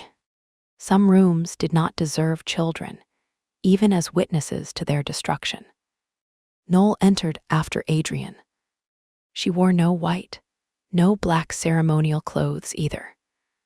Mara had found her a dark blue suit, severe and plain, with sleeves slightly too long. Noel had rolled them once at the wrist and looked more herself than she had in any room since the vault. Damon noticed. He let himself notice. The noticing did not command him. It waited. Alara came last before Damon, against the preferences of everyone except herself. She moved slowly, one hand over the life inside her, her chin lifted, as if daring the building to object. Silas walked beside her with the grim patience of a man who had lost the argument before it began, and now planned to win every physical consequence around it. Mara came in behind them all, carrying 6 folders, a laptop, and a paper coffee cup. Damon stepped in after her. Not King. Lucian's instruction had followed him through the drive from Ashcroft House, through the frozen city, through the lobby where federal agents stood between reporters and the building's private elevators. Do not come as king. He had spent most of his life entering rooms like a verdict. It had kept him alive. It had kept others at a distance. It had made enemies hesitate and allies obey, and frightened people mistake his restraint for mercy. Tonight he entered last. No one missed the choice. Sierra looked over her shoulder and muttered, "Character development. Alarming." Mara said, "Do not narrate before coffee. I'm a journalist. You're a liability with adjectives." Noel's mouth curved faintly. Damon saw it. So did Sierra, unfortunately. "No," Sierra said, pointing between them. "Whatever that was, I disapprove." Noel lifted an eyebrow, of facial movement, of atmospheric implication. Myra set her medical case near the wall. "That is not a clinical term." "It should be." Alara lowered herself carefully into a chair halfway down the table. "I support Sierra's concern in principle and reject it in application." "Thank you," Noel said. "I didn't say I supported you either." Noel's faint smile deepened. Damon almost smiled too. Almost. Then the boardroom doors closed. The room changed. The long black table activated from within, old wood hiding newer systems. A panel at the center slid open, revealing a biometric reader, a brass keyhole, and a glass screen beneath which lines of text began to appear. Vale Global Root Authority Session initiated. Time until Covenant Shareholder Challenge 011209. Mara moved to the table. "Good. The room recognizes emergency session. Damon, do not touch anything until Lucian arrives." Damon looked at the empty head chair. It had belonged first to Elijah Vale, then Adrian Vale, then Octavia in everything but title, then Damon. He did not sit there. Noel noticed. She looked at the empty chair, then at him. "Not King," she said quietly. "Not tonight. Ever." He looked at the city beyond the glass. Dawn had not arrived. The sky was black blue over Manhattan, the first weak silver barely visible between towers. Below them, the old machinery of the world still moved. Ambulances, trucks, early trains. People who would never know that their pensions, clinics, foundations, lawsuits, and medical records had been rooted through an empire that had nearly turned children into transferable assets before breakfast. "Ever," Damon said. Noel's expression shifted. Not satisfaction. Something more cautious. Hope, perhaps, before it learned whether the room was safe. The far wall screen turned on. Lucian Vale appeared. Sierra groaned. "Remote," he said in person. Lucian, on screen, smiled. "Good morning, Serafina. You continue to sound delighted by me." "I am delighted by competent scheduling. You are failing." "Patience." Damon stared at the screen. Where are you? Lucian looked different than the last time Damon had seen him. Thinner. His face still carried that elegant cruelty he wore like armor, but the edges had frayed. There was bruising near one cheekbone, a cut at his mouth. His dark hair was damp, as if he had come through rain or worse. Nearby, Lucian said. Mara stepped forward. Define nearby in legally useful terms. In the building. Annika touched her earpiece immediately. We have no internal movement. Lucian's smile widened. I was dead for years, Annika. Elevators are not a challenge. Annika's face went flat. I am going to enjoy correcting that. Later, if we survive the paperwork. The screen glitched once. Lucian's expression changed. Not fear. Urgency.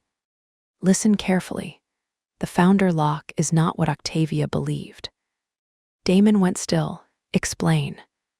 Founder bloodline confirmation was supposed to require the oldest living Vale line authority and the current controlling heir. Octavia believed that meant her and you. Then she tried to erase me, so the system treated my survival as a tolerated error.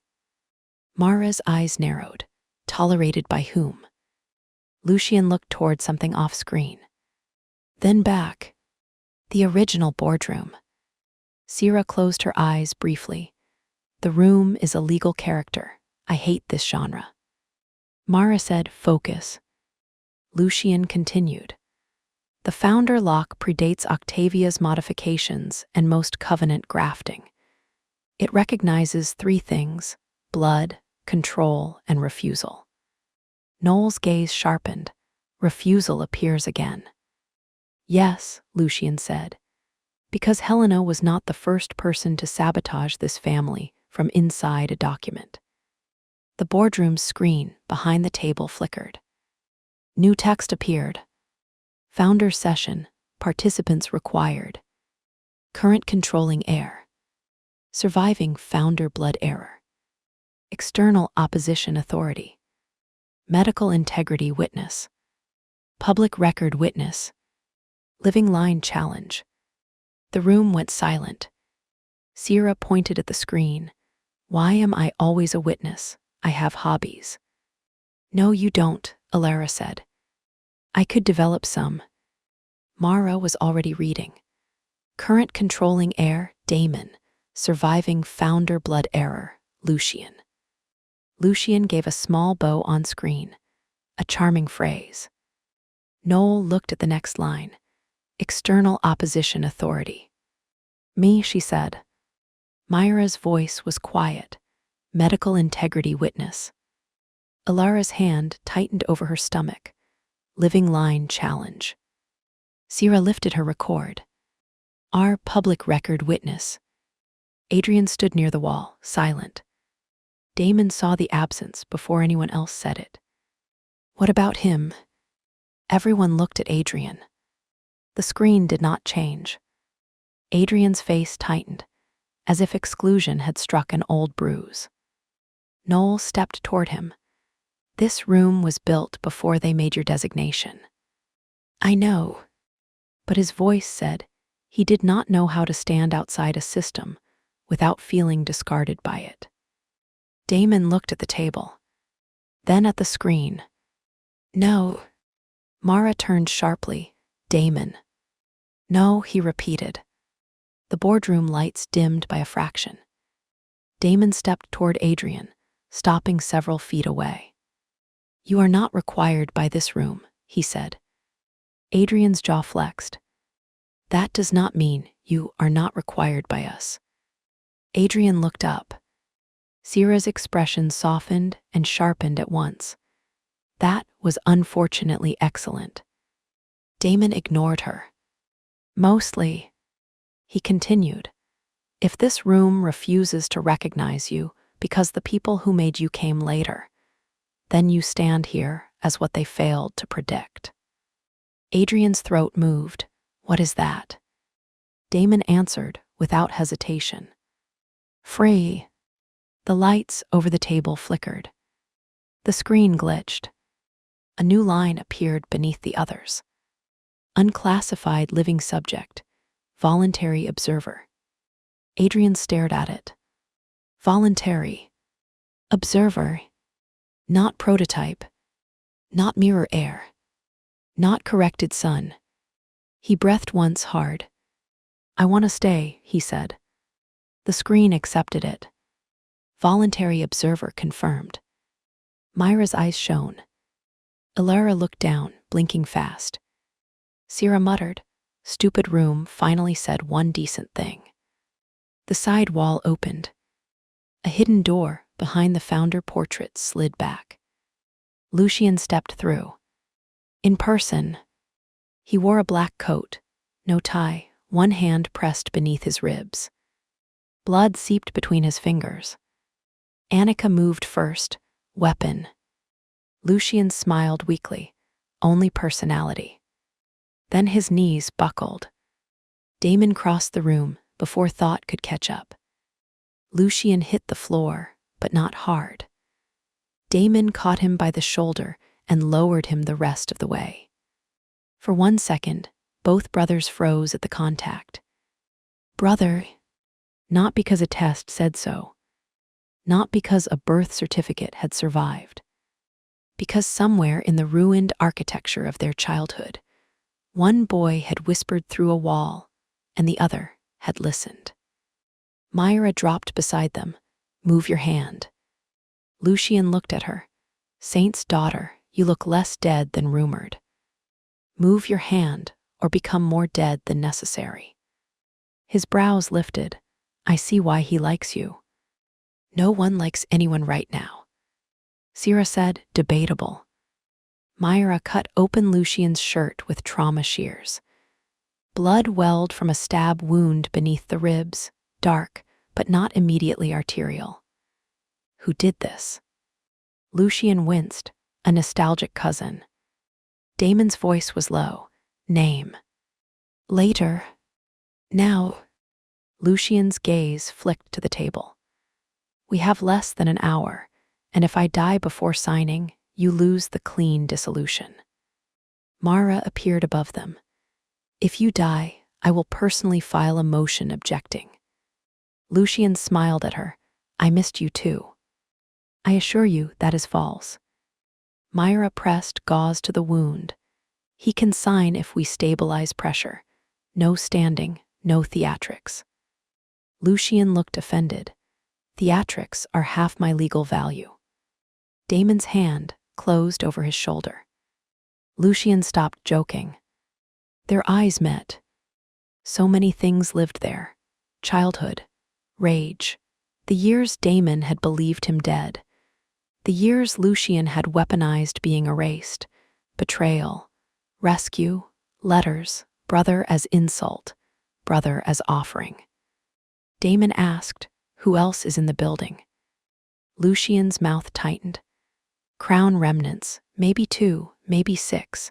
I sealed the lower lift. They will find another way up. Annika was already issuing orders. Silas moved to the boardroom doors. Mara looked at the countdown. 01:04:33. We proceed, she said. Myra, keep him conscious. Damon, stop bleeding emotionally on the floor and take your place. Sierra stared at her. That was harsh. It was accurate. Lucian wheezed. I like her. Damon looked at Myra. She nodded. He can continue, for now. Damon stood. Noel had moved to the opposite side of the table. Ilara remained seated but alert, pale with fatigue. Sierra stood near the wall screen, recording. Adrian stood behind Lucian, not close but present. Annika and Silas guarded the doors. Mara took the center station with the authority of a woman who trusted documents more than men and liked documents mostly because they could be cross-examined. Damon took the place marked current controlling air. No chair. He stood. The system accepted. Current controlling air confirmed. Noel stepped onto the opposite marker. External opposition authority confirmed. She glanced at Damon. The phrase opposition authority could have been ugly. Instead, it felt like safety. A person authorized to oppose him if power tried to make him forget himself. Good. Myra, hands still bloody from stabilizing Lucian, stood at the medical witness station. Medical integrity, wit. Ness confirmed. Sierra lifted both recorders. Serafina Black, public record witness, recording independently, redundantly, and with sincere hostility. Public record witness confirmed. Alara rose slowly despite Silas's immediate step forward. I'm standing for this, she said. Damon almost objected. Myra gave him one look. He did not. Alara stepped onto her marker, one hand on the table, one on her stomach. Alara Marin Voss, daughter of Marin Ashcroft Voss, living line challenge. The room brightened. Living line challenge confirmed. Lucian, on the floor with Myra's pressure bandage tight against him, laughed once through pain. I suppose I confirm from here. Mara's mouth tightened. Surviving founder blood error, state your name. Lucian looked up at the ceiling. For once, the mockery left his face. Lucian, he said. The system waited. Damon looked down. Lucian's mouth curved bitterly. Of course, he whispered, it wants all of it. Noel stepped closer. All of what?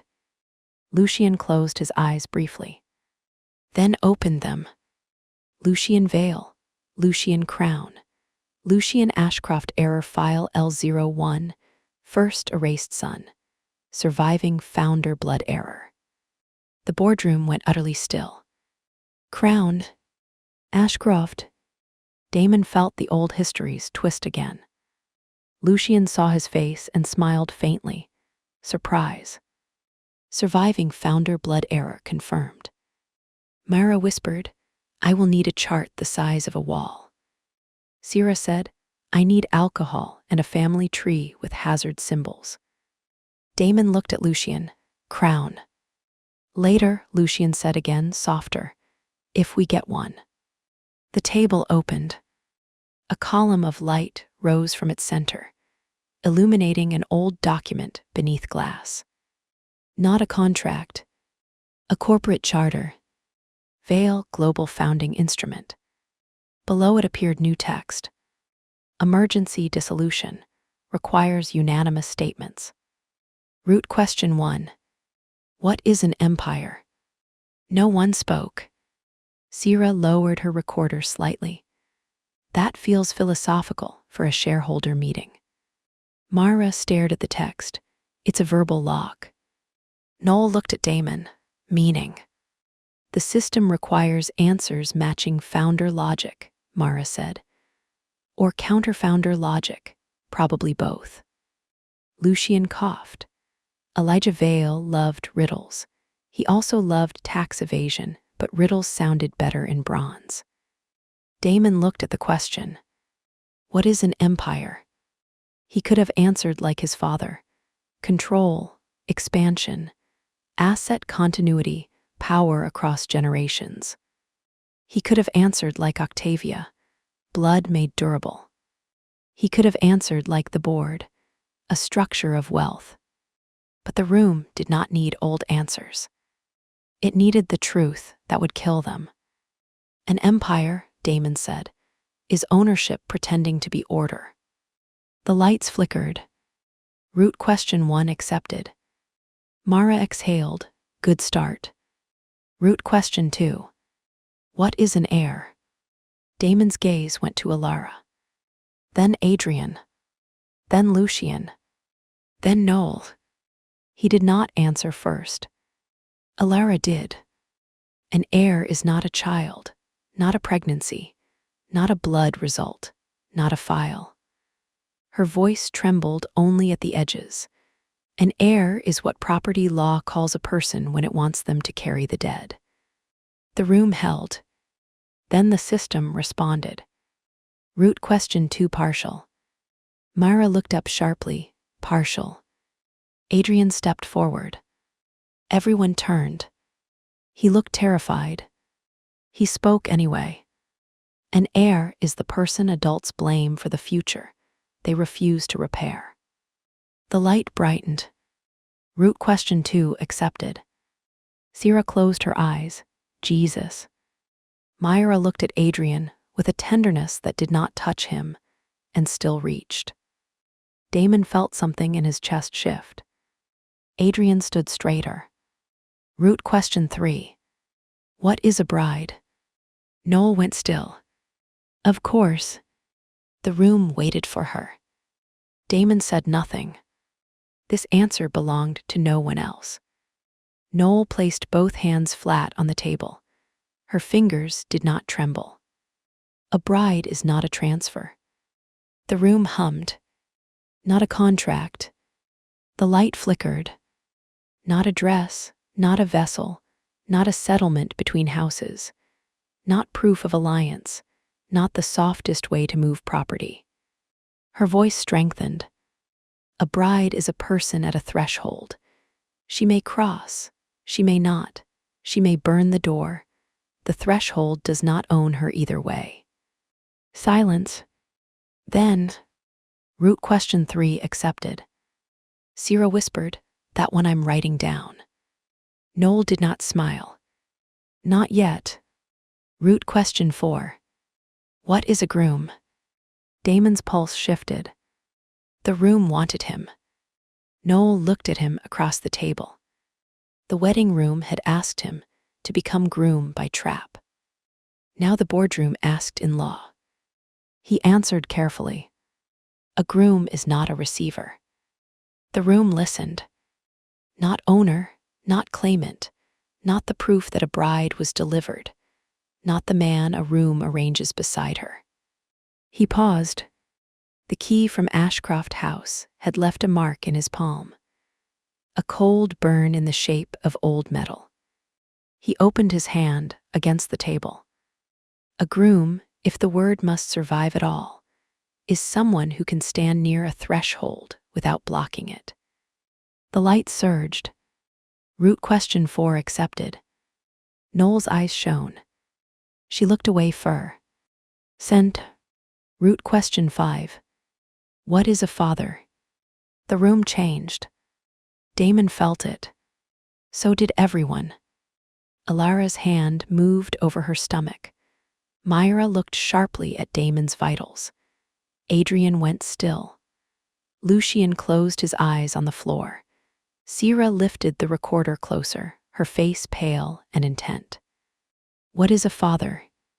The covenant had used that word as ownership, blood proof, claim, threat, succession.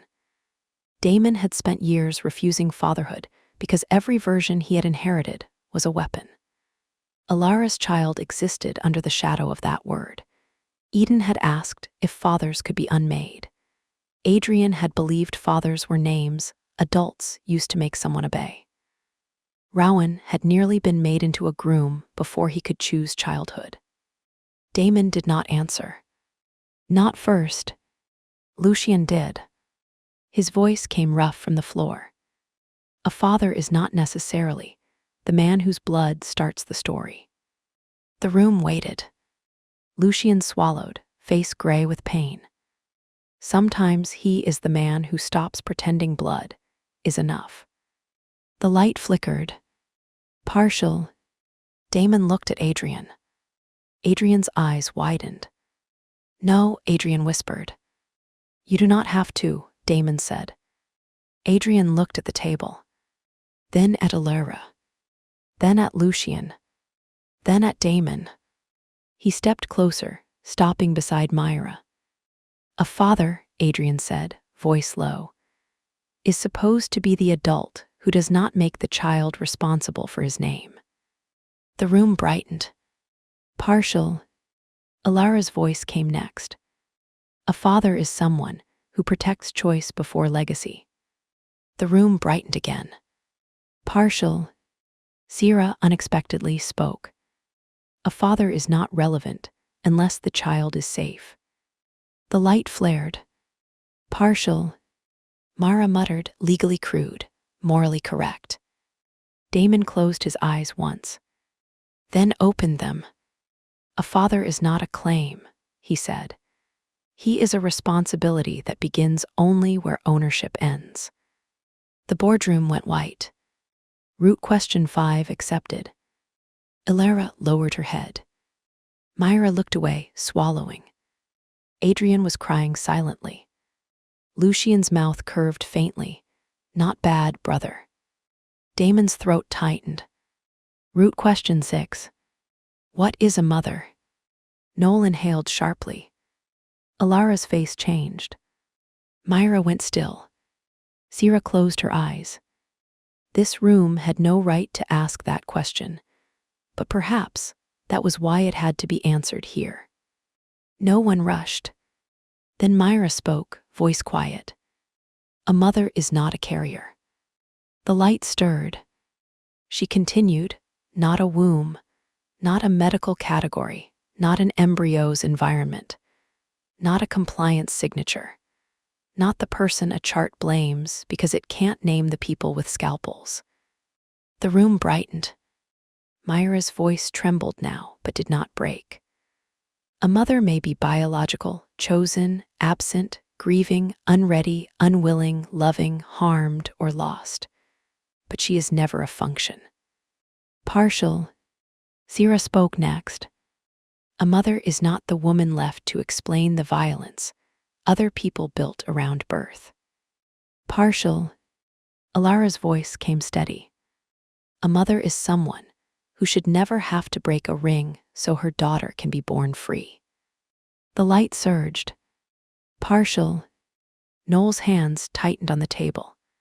She looked at Damon, then at Ilara, then at nothing, as if seeing Marin, Helena, Celia, every Noel before her, every woman whose body had been converted into continuity. A mother, Noel said, is not the house. The room stilled. Her voice softened. The house carries the children, not the other way around. The boardroom flashed white. Root question 6 accepted. Sierra wiped her face angrily. I'm fine. No one asked, Mara said, voice rougher than usual.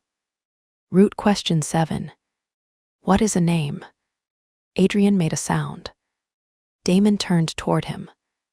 This one belonged somewhere else. Maybe to all of them. Adrian stepped forward before anyone could ask. A name is not what they call you when pain makes you answer. The room went silent. Myra's hand covered her mouth. Lucian closed his eyes. Adrian continued, shaking now. A name is not a number, not a file, not a correction, not what a doctor writes when you stop fighting. He looked at Damon. A name is what you get to keep when the room is done with you. The light brightened. Root question 7 partial. Damon looked at him. Have you chosen? Adrian's mouth trembled. I don't know. The light did not dim. No punishment. No rejection. No wrong answer. Adrian looked at the screen in shock. Damon said, that may be your answer. Adrian turned back to the table. My name is not decided, he said. The boardroom accepted it. Root question 7 accepted. Unclassified living subject, status updated. Name pending by choice. Myra laughed once through tears. Sierra whispered, damn this room for occasionally having range. Root question 8. What is a witness? Sierra straightened. Finally, she said, a subject I am overqualified for. Myra muttered, God help the charter. Sierra stepped to the table. A witness is not an audience, she said. Not a voyeur. Not a neutral observer when harm is happening. Not a recorder who hides behind objectivity because taking a position might affect access. T.A. Light flickered. She glanced briefly at Celia's name on her phone screen.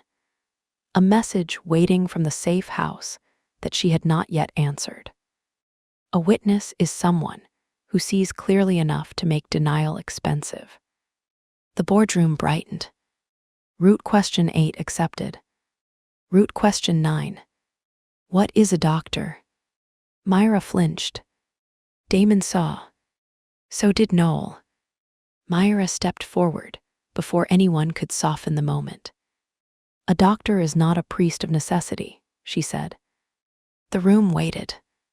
Not the gentle voice that makes harm sound sterile. Not the person who says this is treatment when it is control. Not the hand that turns the lock. Her own words from weeks ago returned sharper in the boardroom. Myra's breath shook. Damon did not move toward her. She did not need rescue from the answer. She needed room to finish it.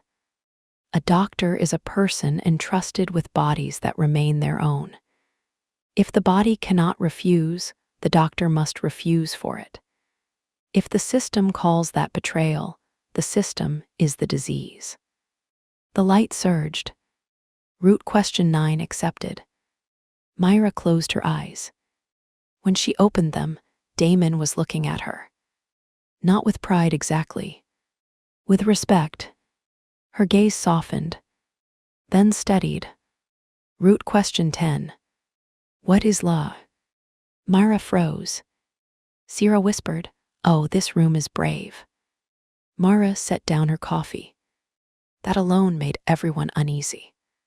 She approached the table with the expression of a woman preparing to cross-examine God and object to most of the answers. Law, Myra said, is not justice. The room pulsed. It is not morality, not safety, not truth, not rescue, not proof that harm matters. Law is a tool, sometimes a weapon, sometimes a shield, often a locked door with expensive hinges. The light flickered in what Sierra later insisted was fear. Mara continued. Law becomes useful only when forced to answer to people instead of property. When it does not, it deserves to be broken, rewritten, appealed, restrained, mocked, and filed against until it behaves. The boardroom went white. Root question 10 accepted. Sierra whispered, "Marry me." Myra said, "No." Worth asking. The table shifted. The old corporate charter unlocked beneath the glass. A signature panel rose. Final root question. What ends an empire? No one joked. The countdown reads 00, 29:18. Outside the boardroom, something slammed against the doors. Silas and Annika moved instantly. Another slam. Then gunfire. Suppressed. Close. Annika shouted, "Crown team." Mara grabbed her laptop. "We need the answer now." The boardroom system waited. What ends an empire? Damon looked at the sealed doors, then at the people in the room. Sierra recording with blood on her cuff from Ashcroft House.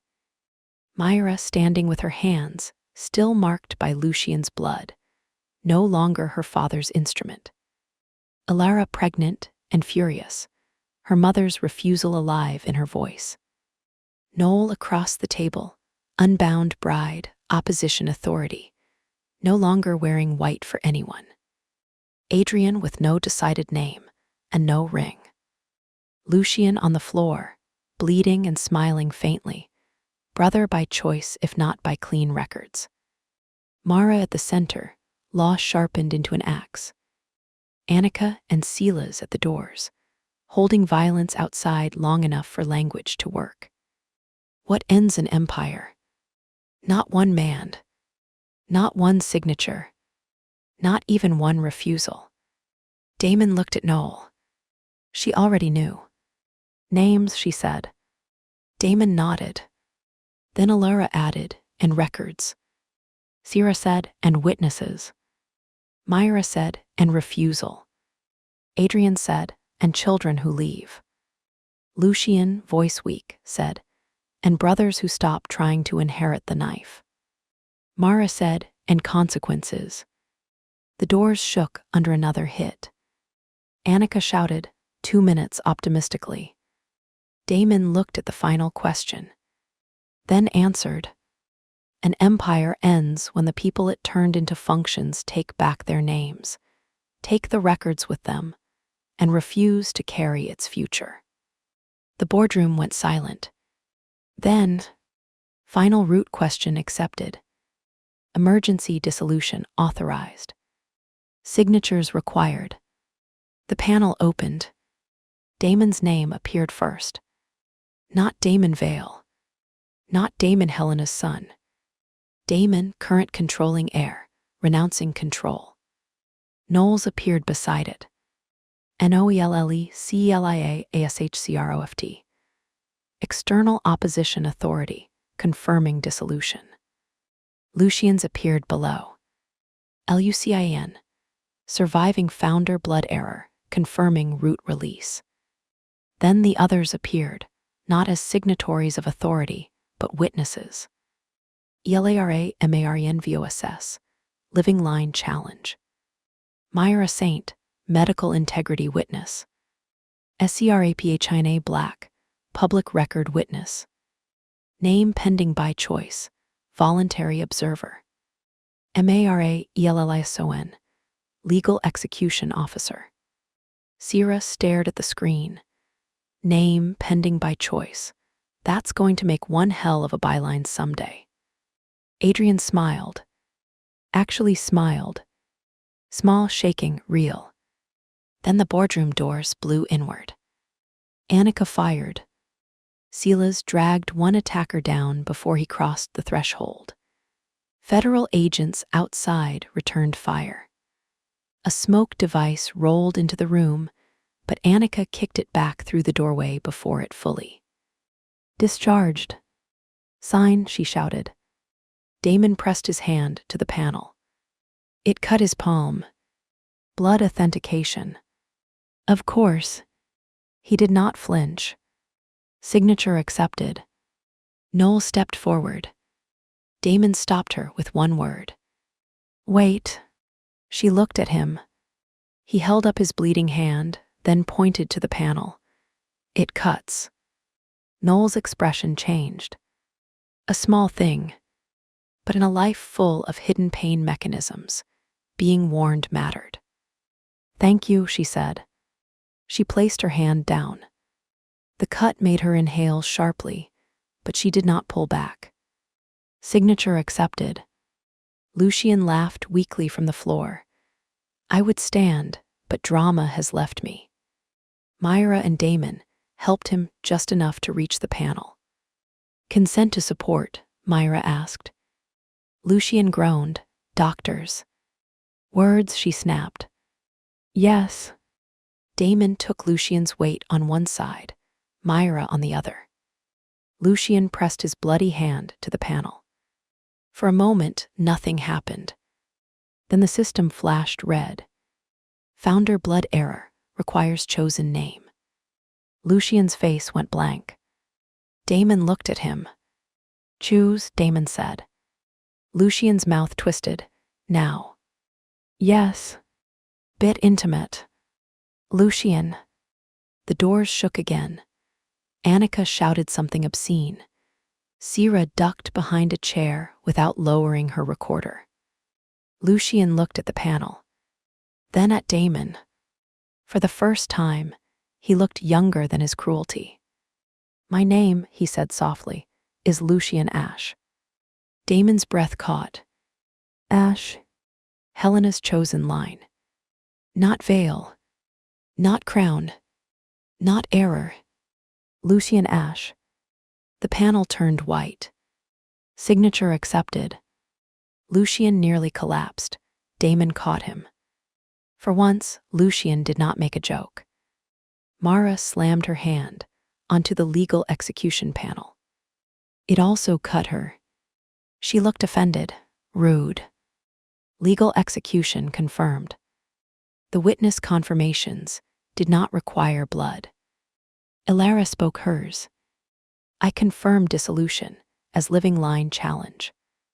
Myra spoke hers. I confirm dissolution as medical integrity witness. Sierra spoke hers. I confirm dissolution as public record witness. And I am recording all of you bleeding on historic furniture. Adrian stepped to the panel. It displayed, voluntary observer may confirm by choice. He looked at Damon. Damon said nothing. No pressure. No instruction. Adrian looked at Myra, then Noel, then Sierra, then Ilara. I confirm, he said, because I choose to stay for the ending. The panel accepted. Dissolution confirmed. For one breath, nothing happened. Then every screen in the boardroom filled with live transfer logs. Vale Global began to dismantle itself. Subsidiaries severed. Shell companies exposed. Medical accounts frozen. Foundation grants rerouted into court-supervised victim funds. Pension protections triggered. Employee continuity plans activated. Executives locked out. Covenant shareholder instruments nullified. Private evidence vaults opened to federal mirrors and Sierra's protected press archive. Offshore accounts lit up in red and then froze. Across the city, across countries, across old houses that had believed themselves too distributed to die, the empire lost its central nervous system. Mara watched the logs with tears in her eyes and rage in her posture. It's holding, she said. God help us, it's holding. Sierra whispered, the empire is ending. Damon looked at the head chair. The chair remained empty. Good. The building shuddered. Not from the dissolution. From an explosion below. Annika shouted, evacuation, now. The lights cut to emergency red. The final screen displayed. Vale Global Root Authority terminated. Archive release complete. Then beneath it, Helena Ash countermeasure complete. Damon stopped. Noel saw the line too. Her hand, still bleeding from the signature cut, reached toward him and stopped before touching. He looked at her. She asked without words. He answered aloud. Yes. Her fingers closed around his. Hand only. Blood to blood, but not ritual. Not contract. Not claim. Just two people standing at the end of a machine that had tried to make their bodies into keys. The building alarm screamed. The moment broke. They ran.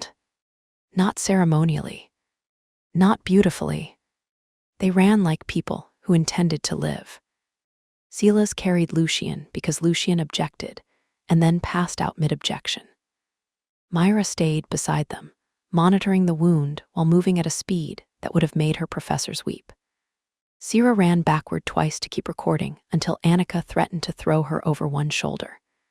Ilara moved with Mara and a federal agent on either side, furious about the assistance, and accepting it because the stairwell was filling with smoke. Adrian stayed near the rear until Damon looked back. Forward, Damon said. Adrian hesitated. Not because I order it, because you get out first. Adrian nodded and moved. They descended 6 floors before the fire doors sealed behind them. Annika rerouted through an old service stair. Damon remembered it from a hostile takeover 15 years earlier. Sierra asked why he knew so many suspicious exits. He said, board members panic predictably. She sighed. I'm using that. At ground level, dawn had arrived. Cold gray light poured through broken lobby glass. Federal vehicles surrounded the building. Fire crews moved in. Reporters shouted behind barricades. Somewhere, a helicopter beat the sky. The city had woken to sirens, financial alerts, sealed indictments, and the first public leaks of names that had never been meant to leave private ledgers. They emerged into morning. Not victorious, Alive? That was cleaner. Mara was already speaking into 3 devices. No, you may not release that without redactions. These are children's identities, not your Pulitzer submission. Yes, freeze the Zurich account. No, I do not care if he is a former ambassador, especially if he is a former ambassador. Sierra stood beside a federal van, looking at the phone in her hand. Damon saw her face. What? She looked up. Celia says Eden is safe. Rowan and Daisy reached the child medical site. The lower nursery kids are accounted for. Her voice caught. Some of the Flower Girl transfers were stopped.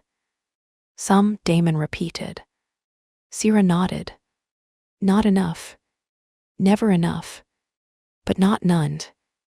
Alara sat on the open back edge of an ambulance while Myra checked her vitals. Do not tell me to go to the hospital unless you have a reason. Myra looked at her with professional calm. I have several reasons. Elaborate. You were exposed to stress, smoke, prolonged standing, and a federal courthouse. Alara blinked. The courthouse is a medical risk. In this family, yes. Sierra laughed. A real laugh. Short, broken, necessary. Alara smiled despite herself, then looked at Damon. He crossed to her. Myra stepped away to give them space, not far enough to stop monitoring. Alara looked exhausted, pale, alive. Her hand rested over her stomach. The heartbeat, Damon asked. Still strong, Myra said. Alara held his gaze. The empire. Dissolved. Yours. No. She searched his face. Good, she said softly. The word landed differently from her now. Not approval, not affection exactly. Something that had once been impossible between them and now stood carefully in the open. Are you all right? He asked. No. Truth. She smiled faintly. No, but I think I will be. His throat tightened. The answer was enough to hurt. Enough to heal nothing and still matter. I am sorry, he said. She looked down for a moment. Then back.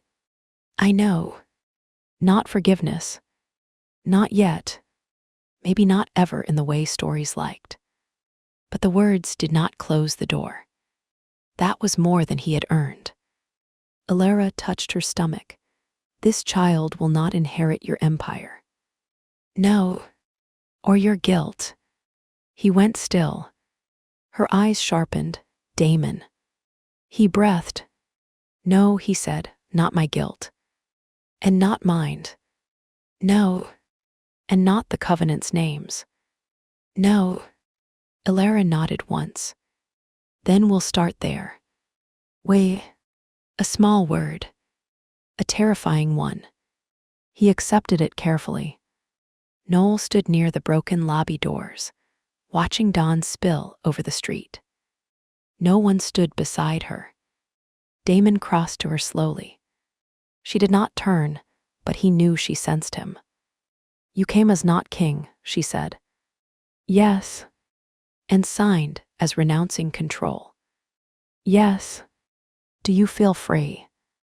The question was too large for the street. The sirens, the smoke, the blood drying on his palm.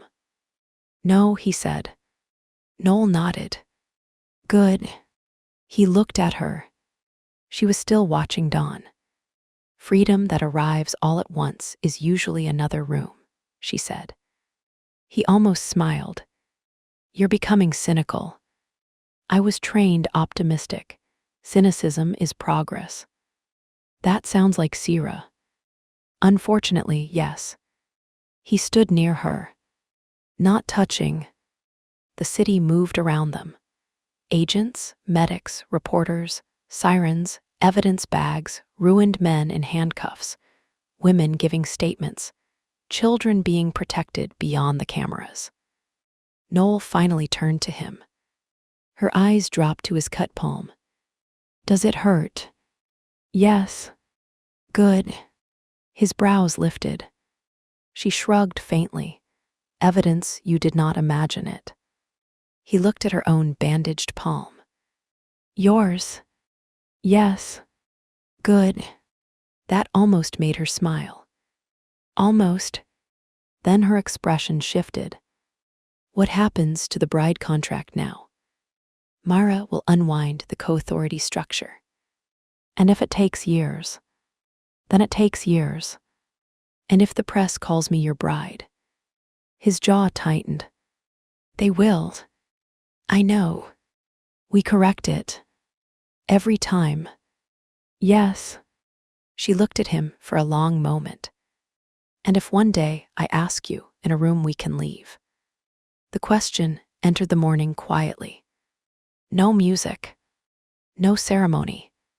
No veil. No ring. No child crying in another room. Just Noel in a city street at dawn, asking whether desire could exist after the architecture lost its voice. Damon's body noticed her. His mind did too.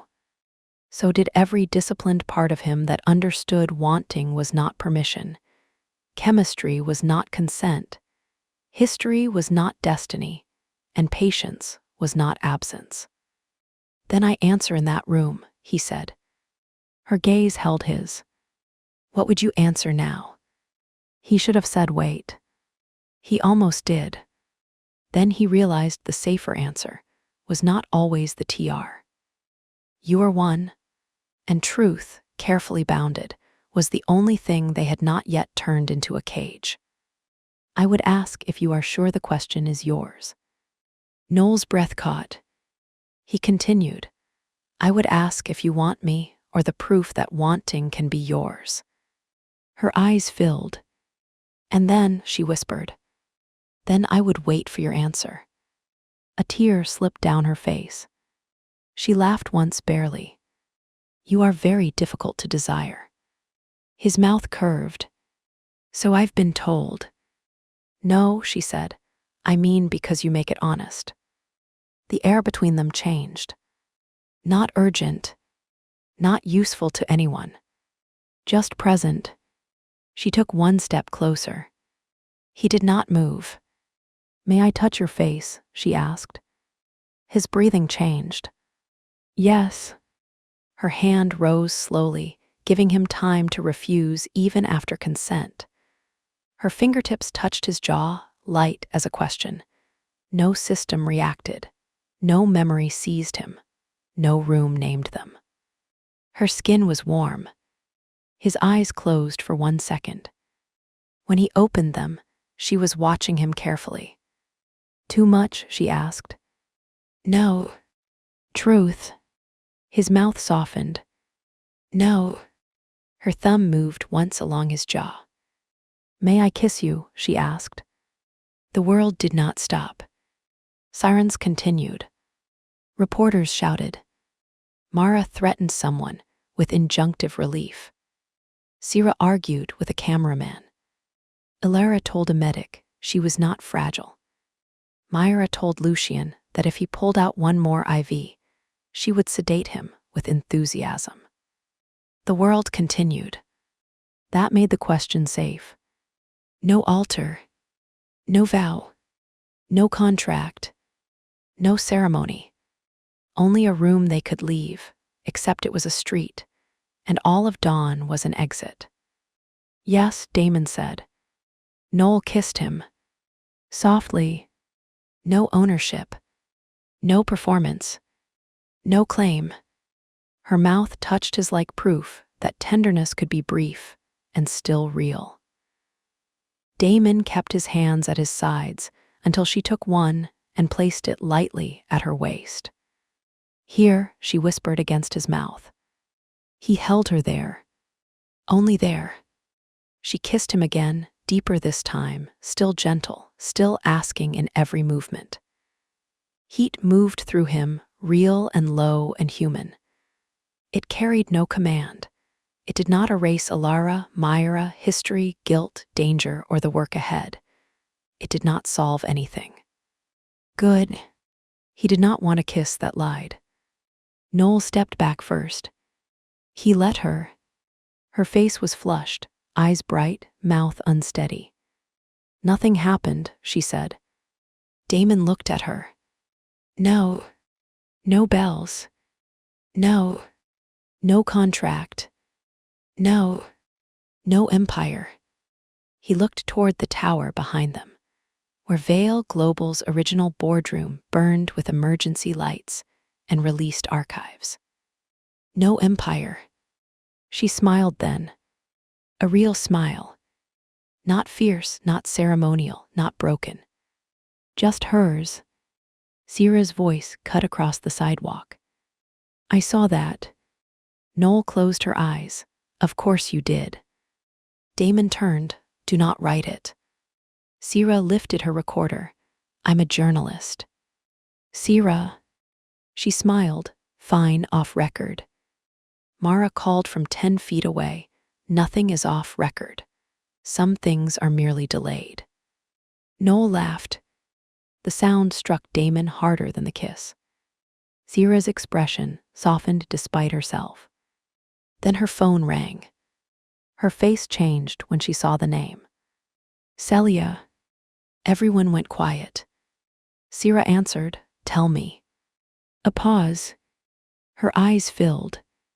Then she looked at Damon, Noel, Ilara, Myra, all of them. They found another transport, 6 children, alive. The sidewalk went silent. Sierra listened, nodding, wiping her face angrily with her sleeve. Where? Another pause. She laughed once through tears. Of course. Damon's attention sharpened. Sierra ended the call and looked at him. Lucian's second clue was right. The old houses moved some kids through a school trust. Federal team intercepted outside Boston. They're safe. Some, Damon said quietly. Yes, Sierra's voice steadied. Some. Some was not enough. Some was everything if you were one of the 6. Damon looked at Noel.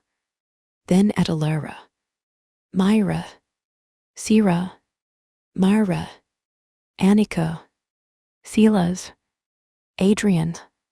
Lucian unconscious, but alive in the ambulance. Names, not functions.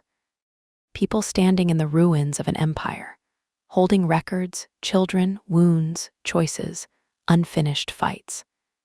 The work ahead was enormous. Trials, testimony, medical recovery, identity restoration, missing children, unwound trusts, public rage, private grief. A company dying in pieces, a family becoming something other than bloodline. Love, if it came, moving carefully through rooms everyone could leave. Damon had once believed an empire ended when its king fell. He had been wrong. An empire ended when its subjects stopped answering to the names it gave them. Adrian approached slowly. He stood beside Damon, watching the ambulances. Do I have to choose today? He asked. Damon looked at him.